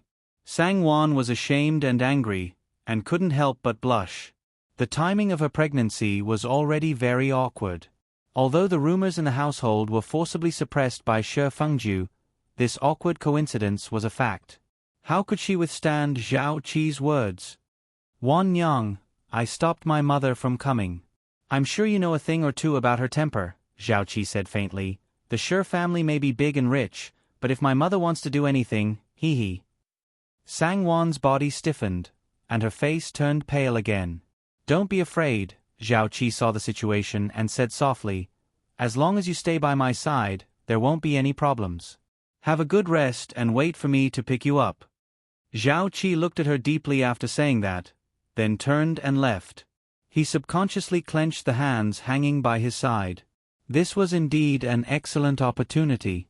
Wan Yang could use this opportunity to escape, and from then on, there would no longer be a Shi family's young mistress, only his Wan Yang. As for whether this would have any negative impact on the Shi family, or what would happen to Shi Fengju, what did it have to do with him? In the prison, Sang-won's legs went soft, and she almost fell to the ground. At night, a carriage gently stopped at the back of the government office. Shi Fengju alighted from the carriage, and the head butler came forward to knock on the door. Although Shi Fengju's movements were normal, his heart was already boiling like water, burning with uneasiness. Magistrate Hong was carefully talking to Zhao Qi. When he heard that Shi Fengju had come to see him, he frowned and was about to dismiss him when he saw Zhao Qi's indifferent gaze. Magistrate Hong's heart trembled, thinking that the young Marquis had ordered the case to be suspended as soon as he arrived, which showed that he was very concerned about the case. It would be better to inform him about the young master's visit, so he quickly smiled and said respectfully, Zhao Qi was waiting. Even if Shi Fengju didn't come to see him, he would have arranged to see him tomorrow. He smiled and said, since he's here, let him in. Magistrate Hong was slightly surprised, but he didn't dare to ask more and quickly agreed with a smile. When Shi Fengju heard that the magistrate had invited him in, he didn't find a random reason to reject him. He calmed down and slowly walked in with the head butler. When he went to the flower pavilion to pay his respects to the prefect, he saw Zhao Qi, who was dressed in a white robe with a pattern of bamboo leaves. Seeing Zhao Qi looking at him with a faint smile, Shi Fengju was startled. Magistrate Hong didn't dare to put on airs in front of Zhao Qi, so he nodded to Shi Fengju and raised his hand to indicate that he was excused. He then introduced him. This is the young Marquis of Wuwei Manor from the capital. Young Marquis, this is the young master of the Shi family. Shi Fengju only felt dizzy, and his back was drenched in cold sweat. He finally understood why Magistrate Hong suddenly changed his mind today. He didn't expect Zhao Qi to have found out about Wan Yang's identity from somewhere and come to Qingzhou at this time. But thinking about it, old Mistress Zhao had saved Sang-won from the river. The Shi family's search for the missing young mistress had caused such a huge commotion that they even reported the case to the yamen. It wouldn't be difficult to find out about it. Shi Fengju sighed inwardly. He was too careless. Zhao Qi actually chased him all the way here and interfered with the trial of the case today. His intentions were obvious. At the same time, Zhao Qi was also sizing up Shi Fengju with great interest. He was wearing a round neck robe embroidered with dark patterns of lake green silk, a pair of black boots, and a piece of fine mutton fat jade tied around his waist. His hair was tied up with a jade hairpin. His facial features were handsome, his temperament was calm, and his eyes were bright. Although he was a businessman, he didn't have the air of a businessman. Instead, he gave people a sense of elegance and magnanimity. The more he was like this, the more Zhao Qi disliked him. Thinking of how this person dared to steal Wan Yong from his side, how he and Wan Yong were husband and wife, and how they enjoyed many intimate moments together, and how Wan Yong was pregnant with his child, Zhao Qi's face turned even uglier. His gaze gradually turned cold as he stared at Shi Fengju. Shi Fengju was also angry at him. A bigot who only relied on his ancestors' meritorious deeds to bully others. What ability does he have? Wan Yong was his wife, and he would never let him bully her.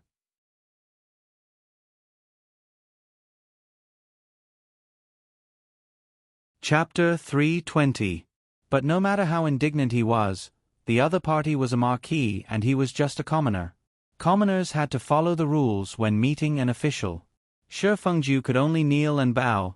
This commoner Shi Fengju greets the young marquis. Zhao Qi snorted coldly and smiled faintly. So you are the young master of the Shi family?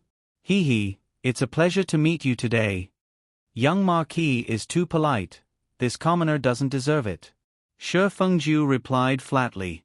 Zhao Qi laughed out loud and raised his eyebrows. Don't deserve it? Young Master Shi is too humble. You are not a coward. What's there to be afraid of? Get up. This young master isn't a narrow-minded person who would casually humiliate others. Thank you, young marquis. Shi Fengju stood up gently. Zhao Qi's face turned cold as he snorted.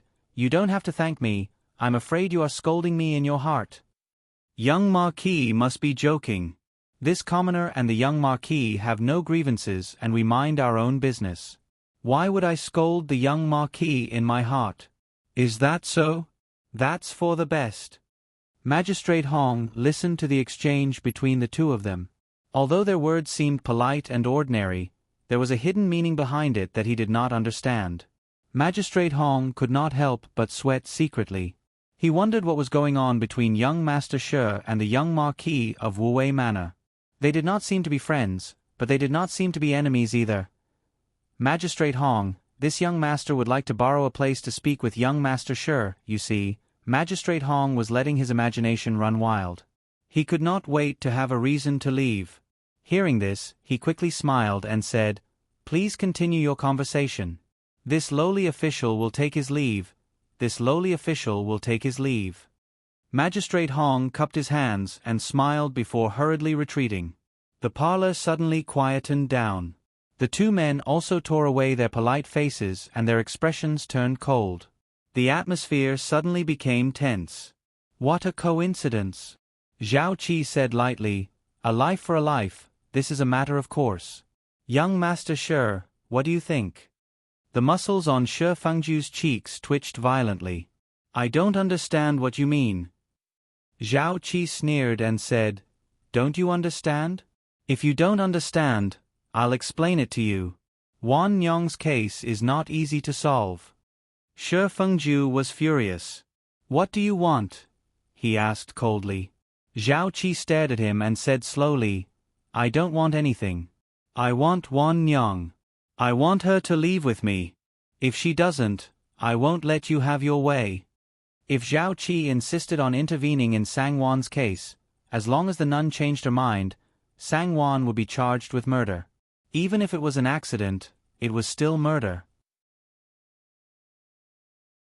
Even if the Shi family was willing to part with their wealth and did not have to pay with their lives, they would still have to be punished severely. Sang Wan was still pregnant. How could she bear the pain? Zhao Qi was threatening Sang Wan's life. Moreover, if the case was successfully closed today, Gu Fengzi's claim that she deserved it would be easier for the public to accept. The longer Sang Wan stayed in the yamen, the more rumors there would be, and the more unfavorable it would be for her. He could not allow her to live under the suspicion of the public for the rest of her life.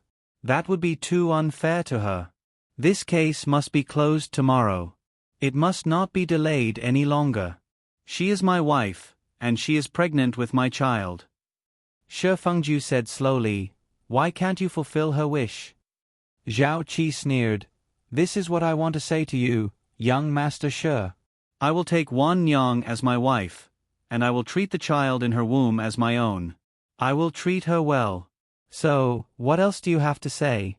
Haha, who knows, maybe the child in Wan Yang's womb is mine." "Shut up." Shi Fengju was so angry that his veins were bulging and his chest was heaving up and down. He was extremely angry. "Wan Yang is my wife, she will never betray me."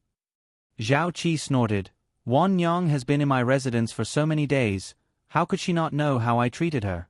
If you didn't appear and she had to leave with you, we would have been so loving."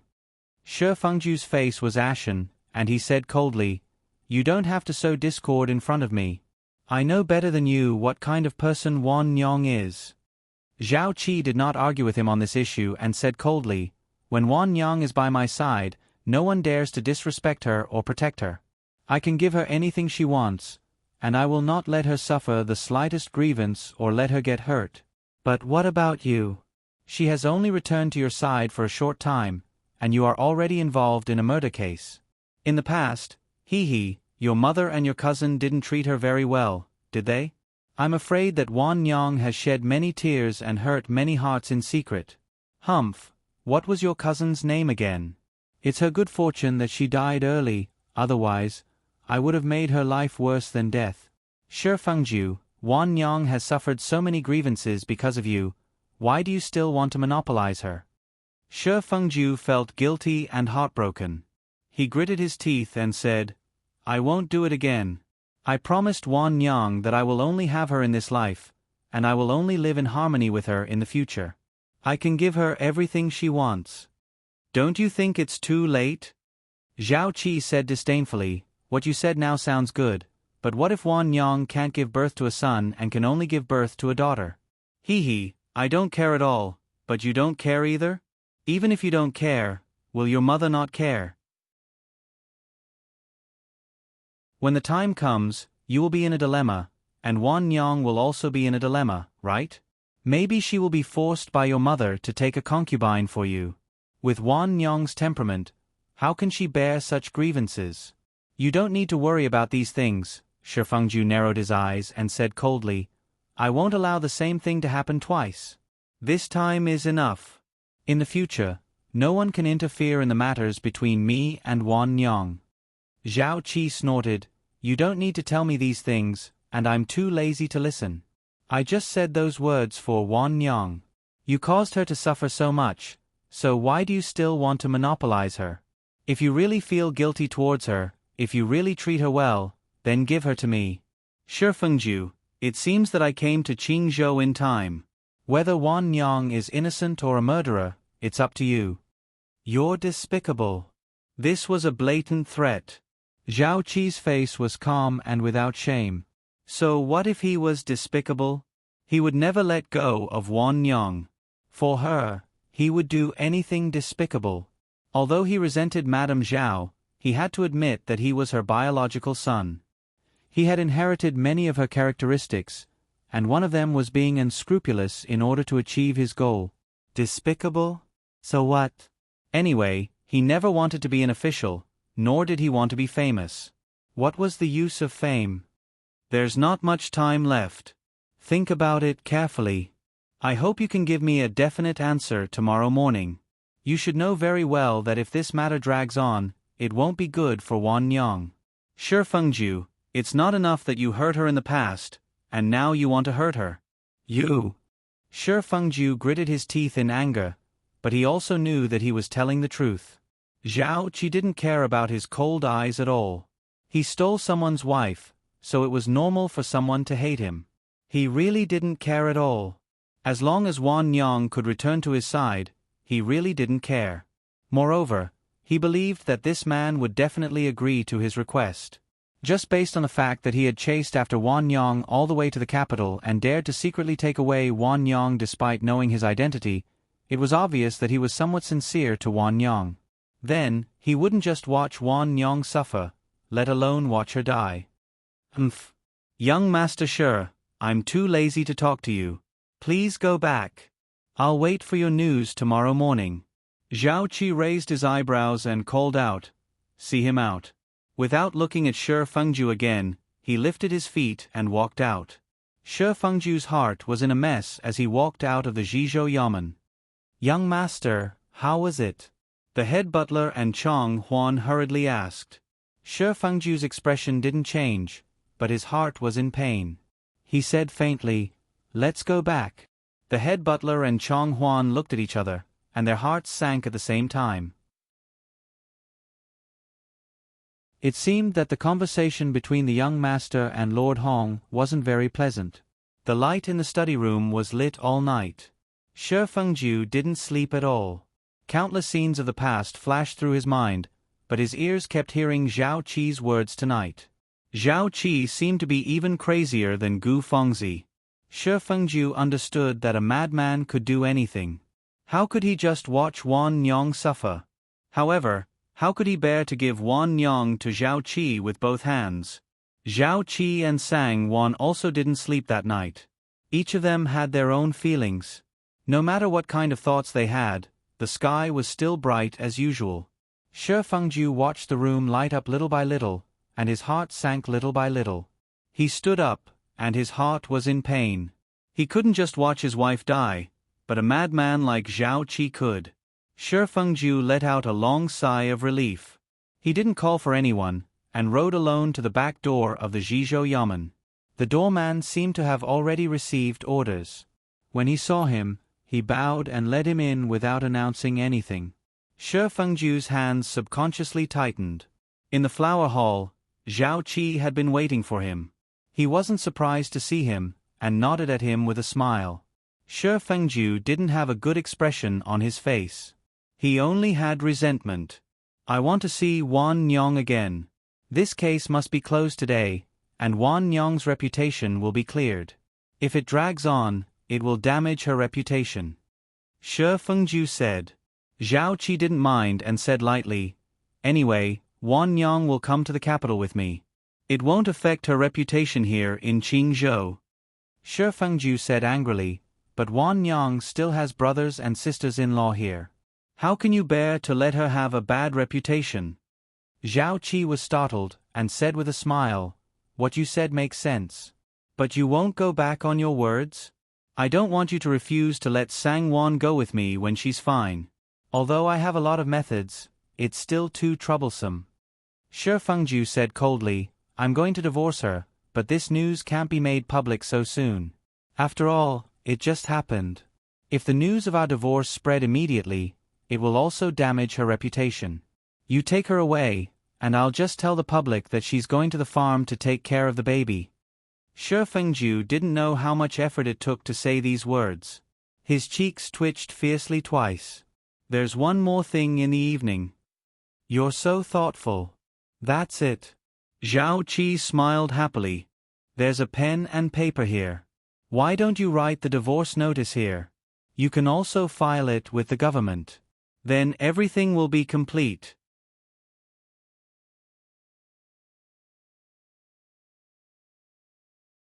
Chapter 321. "I want to see Wan Yong first," Shi Fengju said coldly. "If I don't see Wan Yong, I won't write it." "What's the use of seeing her or not?" "That's unnecessary." Zhao Qi frowned. Seeing Shi Fengju's cold face and not answering, he did not want to cause more trouble, so he nodded and said with a smile, "Fine, then I'll go with you." "Young Master Shi, don't say things you shouldn't say. Wan Yong is still pregnant." Shi Fengju's heart hurt even more when he heard that, and he snorted coldly. Seeing that, Zhao Qi laughed even louder. He was in a good mood and could not wait any longer. He immediately pulled Shi Fengju towards the direction of the prison. The two entered the women's prison. Zhao Qi hid at the side and watched as Shi Fengju went forward. With him watching from the side, He believed that Shi Fengju would not dare to play any tricks. Once the case was closed today, he could take Wan Yong away and live a carefree life. As soon as he thought of that, Zhao Qi's heart became infatuated. He believed that his deep feelings would be able to move Wan Yong. A human's heart was made of flesh. Which part of him was inferior to Shi Fengju? He could give her whatever Shi Fengju could give her, and whatever Shi Fengju could not give her, he could give her. As long as there was a chance to be intimate with her, he believed that she would definitely see the good in him. Fengju! Fengju! Sang Wan saw Shi Fengju and her heart finally calmed down a little. She rushed over and buried her head in his chest, hugging him tightly. Fengju, you're finally here. Wan Yang. Shi Fengju saw how attached she was to him and his heart ached. He hugged her mechanically and did not know what to say for a moment. Fengju, I didn't sleep well last night. I was so scared. I was afraid that I wouldn't be able to see you again. Fengju, you're finally here. Sang Wan murmured in his arms, making him feel an indescribable tenderness for her. Shi Fengju's heart ached when he heard those words. He suppressed the churning emotions in his heart and patted her back stiffly. He said softly, Wan Yang, don't be afraid. You can leave here today. Don't be afraid. Really? Sang Wan was overjoyed and couldn't help but cheer. That's great, that's great. Fengju, let's not be separated from each other. I can't live without you. Sang Wan. Shi Fengju's voice was a little hoarse and his mouth tasted bitter. He forced a smile and said, Yes, from now on, we won't be apart anymore. Sang Wan, think about our child more. You have to be well, okay? And Sang Wan was completely immersed in joy. She nodded and smiled. Our child is very obedient. He has been very obedient for the past 2 days. He didn't disturb his mother at all. Shi Fengju saw her smile so gently and sweetly that he couldn't help but smile as well. That's good. All right, Wan Yang, the adults will bring you to the court later. I can't stay here for too long. Wan Yang, be patient. Don't forget what I told you. Shi Fengju said softly and caressed her face reluctantly. I'll remember. Sang Wan was reluctant to part with him, but she smiled and said, Then go quickly. Don't forget to pick me up at the entrance. Let's go home together. Okay. Shi Fengju smiled and nodded. He hugged her tightly and then gently let her go. He turned and left. Seeing Zhao Qi standing aside, Shi Fengju's eyes suddenly turned cold. When Zhao Qi heard that Sang Wan was very gentle and attached to him, he felt sour in his heart. But when he saw that Shi Fengju didn't talk nonsense, the sour feeling was more or less diluted. He glanced at Shi Fengju with a faint smile and took the lead to go out. After receiving the divorce letter, Zhao Qi directly ordered Magistrate Hong to prepare the case after checking it. He carefully put it in his sleeve and waited for Magistrate Hong's judgment. The few people who were at the back of the mountain that day, including the nun and Jida, as well as the 2 daughters-in-law, were all detained. Sang Wan was not the only one who was detained. Therefore, from an outsider's point of view, the case could not be pinned on Sang Wan. With Zhao Qi's intervention, the trial of this case was even simpler. Magistrate Hong simply went through the procedure and ordered everyone to sign. Then, he let everyone go. The nun was warned and threatened. She was so scared that her face turned pale. She didn't dare to say a word except to agree without saying anything. Shi Fengju was still not at ease. He ordered someone to talk to the nun in private. He gave her a sum of money and asked someone to send her away from the Guanyin temple in Qingzhou. The reason was ready-made. He only said that she felt uneasy after being contaminated by this kind of thing. She didn't want to stay here any longer. Sometimes the abbot nun couldn't stop the secret activities of the Shi family. As for the 3 servants of the Shi family, they were all Sang Wan's confidants. They all knew what kind of person Gu Fengzi was, so there was no need to worry. After getting on the carriage, Sang Wan was a little confused when she saw that Shi Fengju didn't follow. The chief housekeeper smiled and said that the young master had something to say to the magistrate and asked the young mistress to go back first. Sang-won was in a happy mood and didn't have time to think. She smiled and sat quietly in the carriage with the curtain down. There was a purple copper incense burner in the carriage. The faint sweet fragrance was very pleasant. Sang-won gradually felt a little sleepy. Her eyelids became heavy and she fell asleep unknowingly. When she woke up, Sang-won was shocked to find herself on a boat and could not help but be shocked. When she saw Zhao Qi again, her face turned pale. "Why am I here? Where's Fengju? Where is he?" Sang-won's voice was sharp and a little fluttering. She looked at Zhao Qi in a daze and was full of vigilance. "Wan Nyang." Zhao Qi heard and piqued at her attitude towards Shi Fengju. Now that he compared the two, he suddenly felt uncomfortable and smiled bitterly. "Are you that unwilling to see me? Where's Fengju? Where is Fengju? I want to see Fengju. I want to go home and see my husband." Sang-won got off the bed and retreated vigilantly. Zhao Qi's heart was sour and he simply said, "He won't be coming. Wan Nyang, he has already divorced you and handed you over to me. Let's go to the capital. Wan Nyang, don't you understand how I treat you? Come with me and I will treat you well for the rest of my life. I will dote on you and spoil you. I will never let you get hurt again. The child in your belly is my biological child." "No." Sang-won's eyes flashed with pain. Seeing him coming towards her, she quickly retreated and shouted, "Don't come over, don't come over. Fengju will not abandon me and I will not go with you." She couldn't escape the fate of being his wife in both lifetimes. The moment she was reborn, her heart was filled with despair and gloom. But since she had the chance to start all over again, how could she be willing to be manipulated by fate and go through all the hardships she had suffered in her previous life? Fortunately, she was treading on thin ice. Although each step was difficult, she eventually opened up a new world for herself and obtained a new life. She didn't know when it started, but she realized that he was not as cold and heartless as she remembered. She was played and coaxed by Gu Fengzi, but wasn't he also kept in the dark? When she was in his heart, she doubted, hesitated, and even resisted. But in the end, she couldn't resist his deep feelings for her. But now everything was over. No matter what, Gu Fengzi had received the punishment she deserved. From now on, there would be no one between them. She thought that they could live happily together from now on. But who would have thought that Zhao Qi would appear again? Sang-won was in great pain. Was our fate destined to be so short? "I didn't lie to you." Zhao Qi's voice was as warm as the spring breeze, but every word was like a knife cutting into her heart. He took out a piece of paper from his sleeve. "This is the divorce letter he wrote himself. You must recognize his handwriting, right?" Sang-won stepped back vigilantly and did not take the divorce letter. She stubbornly said, "So what if the divorce letter is real? I still remember what you said in the prison that day. You forced him, so he naturally couldn't resist." Zhao Qi sneered. "Yes, I forced him. I told him that if he didn't give you to me, then I would make sure that his Shi family's business would never be able to continue. In fact, he treated you very well. He struggled for an entire night before he made up his mind to write the divorce letter. Wan Nyang, do you understand?" Sang-won's face turned even paler. She shook her head and muttered, "I don't believe it, I don't believe it.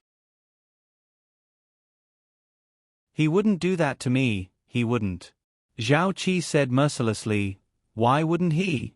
Could you be more important than the Shi family's business? If the Shi family were to be destroyed in his hands, how could he face his family? How could he face the ancestors of the Shi family after his death? His choice is nothing more than human nature." Sang-won did not want to. Tears welled up in her eyes and trickled down. Zhao Qi was heartbroken to see her like this. He said softly, "Wan Nyang, but I'm different. I don't have a family, and I don't need any bullshit reputation. I only want you, and I can protect you. Wan Nyang, be good with me. I don't mind that you were once someone's wife. I really don't mind at all, Wan Nyang." Sang-won raised her head and looked at the man in front of her who was full of affection. Her heart was filled with hatred and sadness. Impossible, she already had Fengju in her heart. In this life, she would never give herself to anyone else. You're right. Even if Fengju made such a choice, it's only human nature. I don't blame him at all. But if he insisted on marrying me and caused the Shi family to fall into ruin, how can I be at ease? I don't blame him. Sangwon shook her head gently. I only hate you. If you didn't force him, he wouldn't have done that. I know how Fengju treats me. How can he be swayed by just a few words from you? You. Zhao Qi was fuming with anger after hearing her words, but there was nothing he could do. No matter how angry she was, he couldn't bear to deal with her the way he dealt with Shi Fengju. He couldn't bear to. Young Duke, Sangwon knelt down and begged. Let me go back. I beg you, let me go. Fengju and I will be grateful to you for the rest of our lives. Don't even think about it. Zhao Qi felt his chest tighten. It wasn't easy for him to get her out of Shi Fengju's hands. How could he let her go back? He had already said so much, but she was still thinking about Shi Fengju. Zhao Qi was angry and jealous. He said bitterly, he has already given up on you. In his heart, you can't compare to his family and the Shi family's business. Why do you still want to do this? What's so good about him? And how unbearable am I in your heart? Wan Yang, you're so cruel. You don't even want to give me a chance. I recommend Yi's new book, Beautiful Peasant Family. A different peasant girl and her legendary story. 2 chapters a day. Good behavior. Feel free to jump into the pit.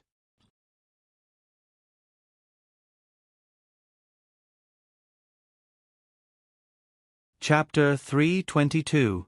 He had already said so much, but she was still thinking about Shi Fengju.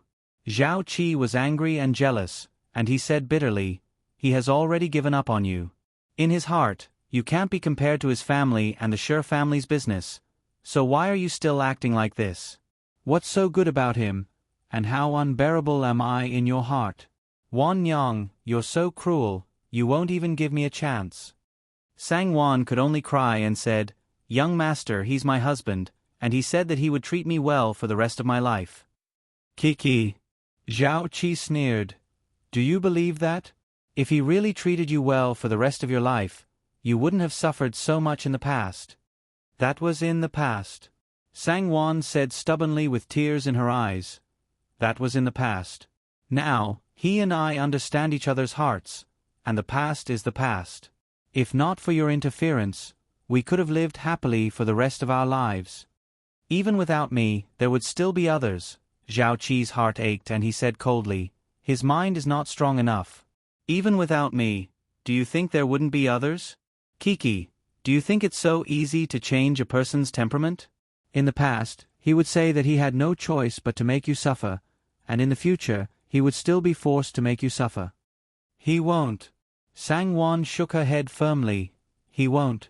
He said before that if I'm not in his life, he would never marry or want another woman. Do you believe that? Zhao Qi sneered angrily. Would old Mistress Shi agree? Fengju wouldn't lie to me. Good. Good. Zhao Qi was infuriated by her.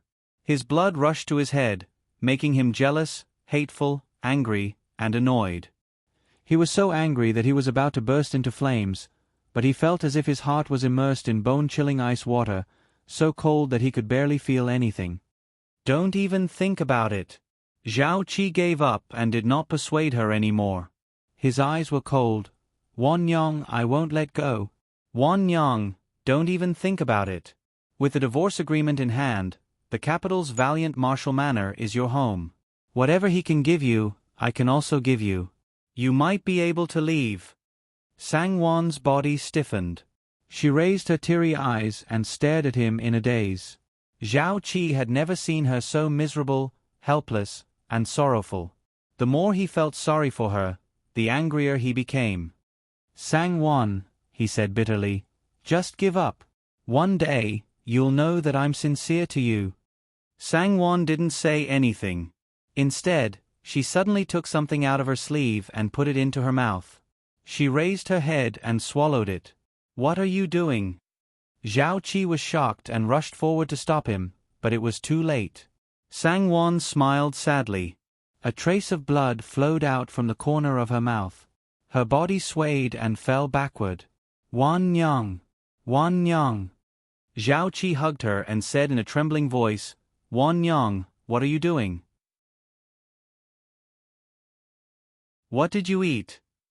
Sangwon forced her eyes open and said softly, I thought that I would definitely die in this case. This medicine was secretly given to me by the prison warden with a large sum of money. I'm the young mistress of the Shi family. Even if I were to die, I can't die in the hands of others. I thought that I wouldn't need it anymore, but I didn't expect. She made a few muffled sounds in her throat and closed her eyes gently. Her body went completely limp. No. No. Zhao Qi was scared out of his wits. No, no, no. Wan Yang, you can't die. I won't let you die. Someone come quickly. Fortunately, Madame Zhao felt sorry for him. She was afraid that he would fall ill due to his poor mood or not acclimatizing to the environment. Everything else could be done according to his wishes, but this accompanying physician that she had personally selected had to be brought along with him no matter what. All kinds of rare and commonly used herbs were prepared. After the physician's diagnosis, it was fortunate that she was rescued in time. She would be fine after a few days of careful recuperation. Only then did Zhao Qi feel relieved. Fei died in the hands of his mother. If Wan Yang was forced to die by his own hands, then, what should he do? He didn't even want to think about such a result. If that was really the case, he would definitely go crazy. Looking at Sangwon's pale face in her sleep, there was an indescribable feeling in his heart. Did she hate him that much? He didn't want her anymore. He said that he could give her everything, but she chose death over him without hesitation. In her eyes, he was so unbearable. With a soft moan, Sangwon slowly opened her eyes. Seeing Zhao Qi beside her, she was a little startled. Then, she realized that she didn't die, and her eyes gradually dimmed. Zhao Qi's heart was in pain and resentment. He said bitterly, Wan Yang, he doesn't want you anymore. Why are you still so stupid? Is it worth it for you to do this? Sangwon shook her head and said softly, Fengju won't abandon me. Even if he doesn't want me, he must have his reasons. He treated me so well, I can't let him down. Zhao Qi sneered and said, You think too highly of him. Reasons? Let him down. Do you believe his words? After this period of sadness, he will still get married and have children, and live his life happily. But what about you? The road to the netherworld is bleak. Who will think of you? He won't. Sangwon shook her head. Her voice was soft, but there was an indescribable certainty and confidence in her tone. Zhao Qi was so angry that he was speechless. He stared at her for a while before he sneered. Fine. Since you won't give up, why don't we make a bet? Let's use a year as the time limit. If he has another woman, what will you say? He won't. Sangwon shook her head. You're too confident. Zhao Qi sneered. Sangwon said, What if he doesn't? Will you let me go? Zhao Qi gritted his teeth and nodded. Fine, let's use a year as the time limit. A year is too long. Half a year, how about half a year? Sangwon looked at him and gently stroked her belly. A year, the child was born, and she didn't want him not to be by her side. Zhao Qi saw that she couldn't wait and became angrier. He said with a cold face, Fine, half a year it is. Half a year, humph. Half a year is enough for me to play tricks. He didn't believe that Shi Fengju wasn't a man. With a beauty in his arms, he wouldn't be disturbed. Within half a year, if he has another woman, even if it's only once, you have to give up. Sangwon was silent for a moment, then softly said, Fine. Zhao Qi said again, Also, within this half a year, you have to give me a chance. I won't force you, but you can't reject me. Shi Fengju, he just met you first. I'm not necessarily inferior to him. When you find out how good I am, you naturally won't leave. Sangwon didn't say anything, and just lowered her eyes. Zhao Qi's heart finally softened a bit, and he said softly, "I'll take it as your acquiescence." Zhao Qi didn't bring Sang Wan back to Wuwei Manor, but instead went to Suzhou. There was heaven above, and Suzhou below. Jiangnan's beautiful mountains and soft waters were more suitable for romance than the north. Moreover, Wan Yang didn't like Madame Zhao. Half a year passed by quickly. During this time, Zhao Qi had tried his best to be gentle and considerate to her, but Sang Wan had always been courteous to him. She had never mentioned Shi Fengju in front of him. Only in the dead of the night, she would often lean against the window and look at the moon. Her eyes would look towards the direction of her home. She knew that he must be waiting for her.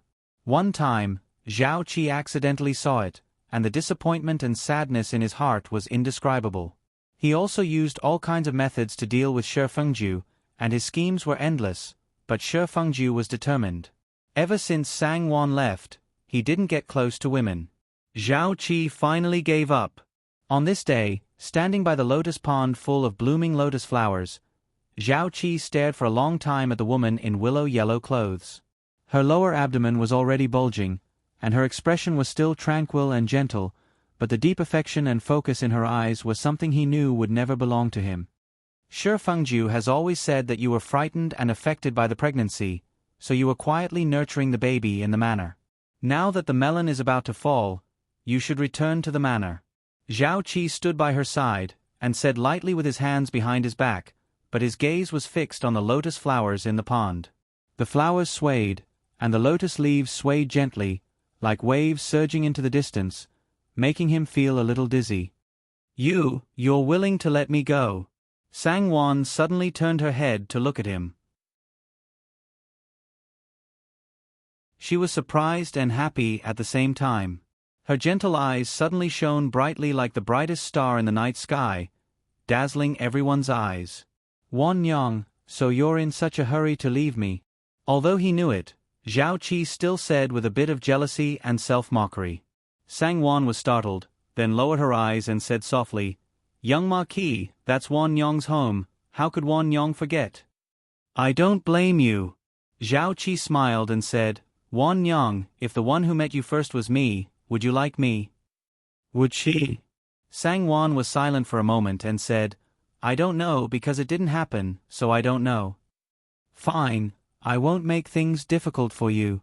Zhao Qi laughed and said, "Wan Yang, no matter what, I've been very happy these past 6 months. You've been with me for so long, and I'm very grateful. Wan Yang, if one day he doesn't treat you well or makes you sad, don't forget, I've always been waiting for you. No matter when, you can come find me." Young Marquis. Sang Wan's heart was also a bit sour, with mixed feelings. Was the heavens giving her compensation? Compensation for what she longed for in her previous life but could not get, but this kind of compensation was too much for her to bear.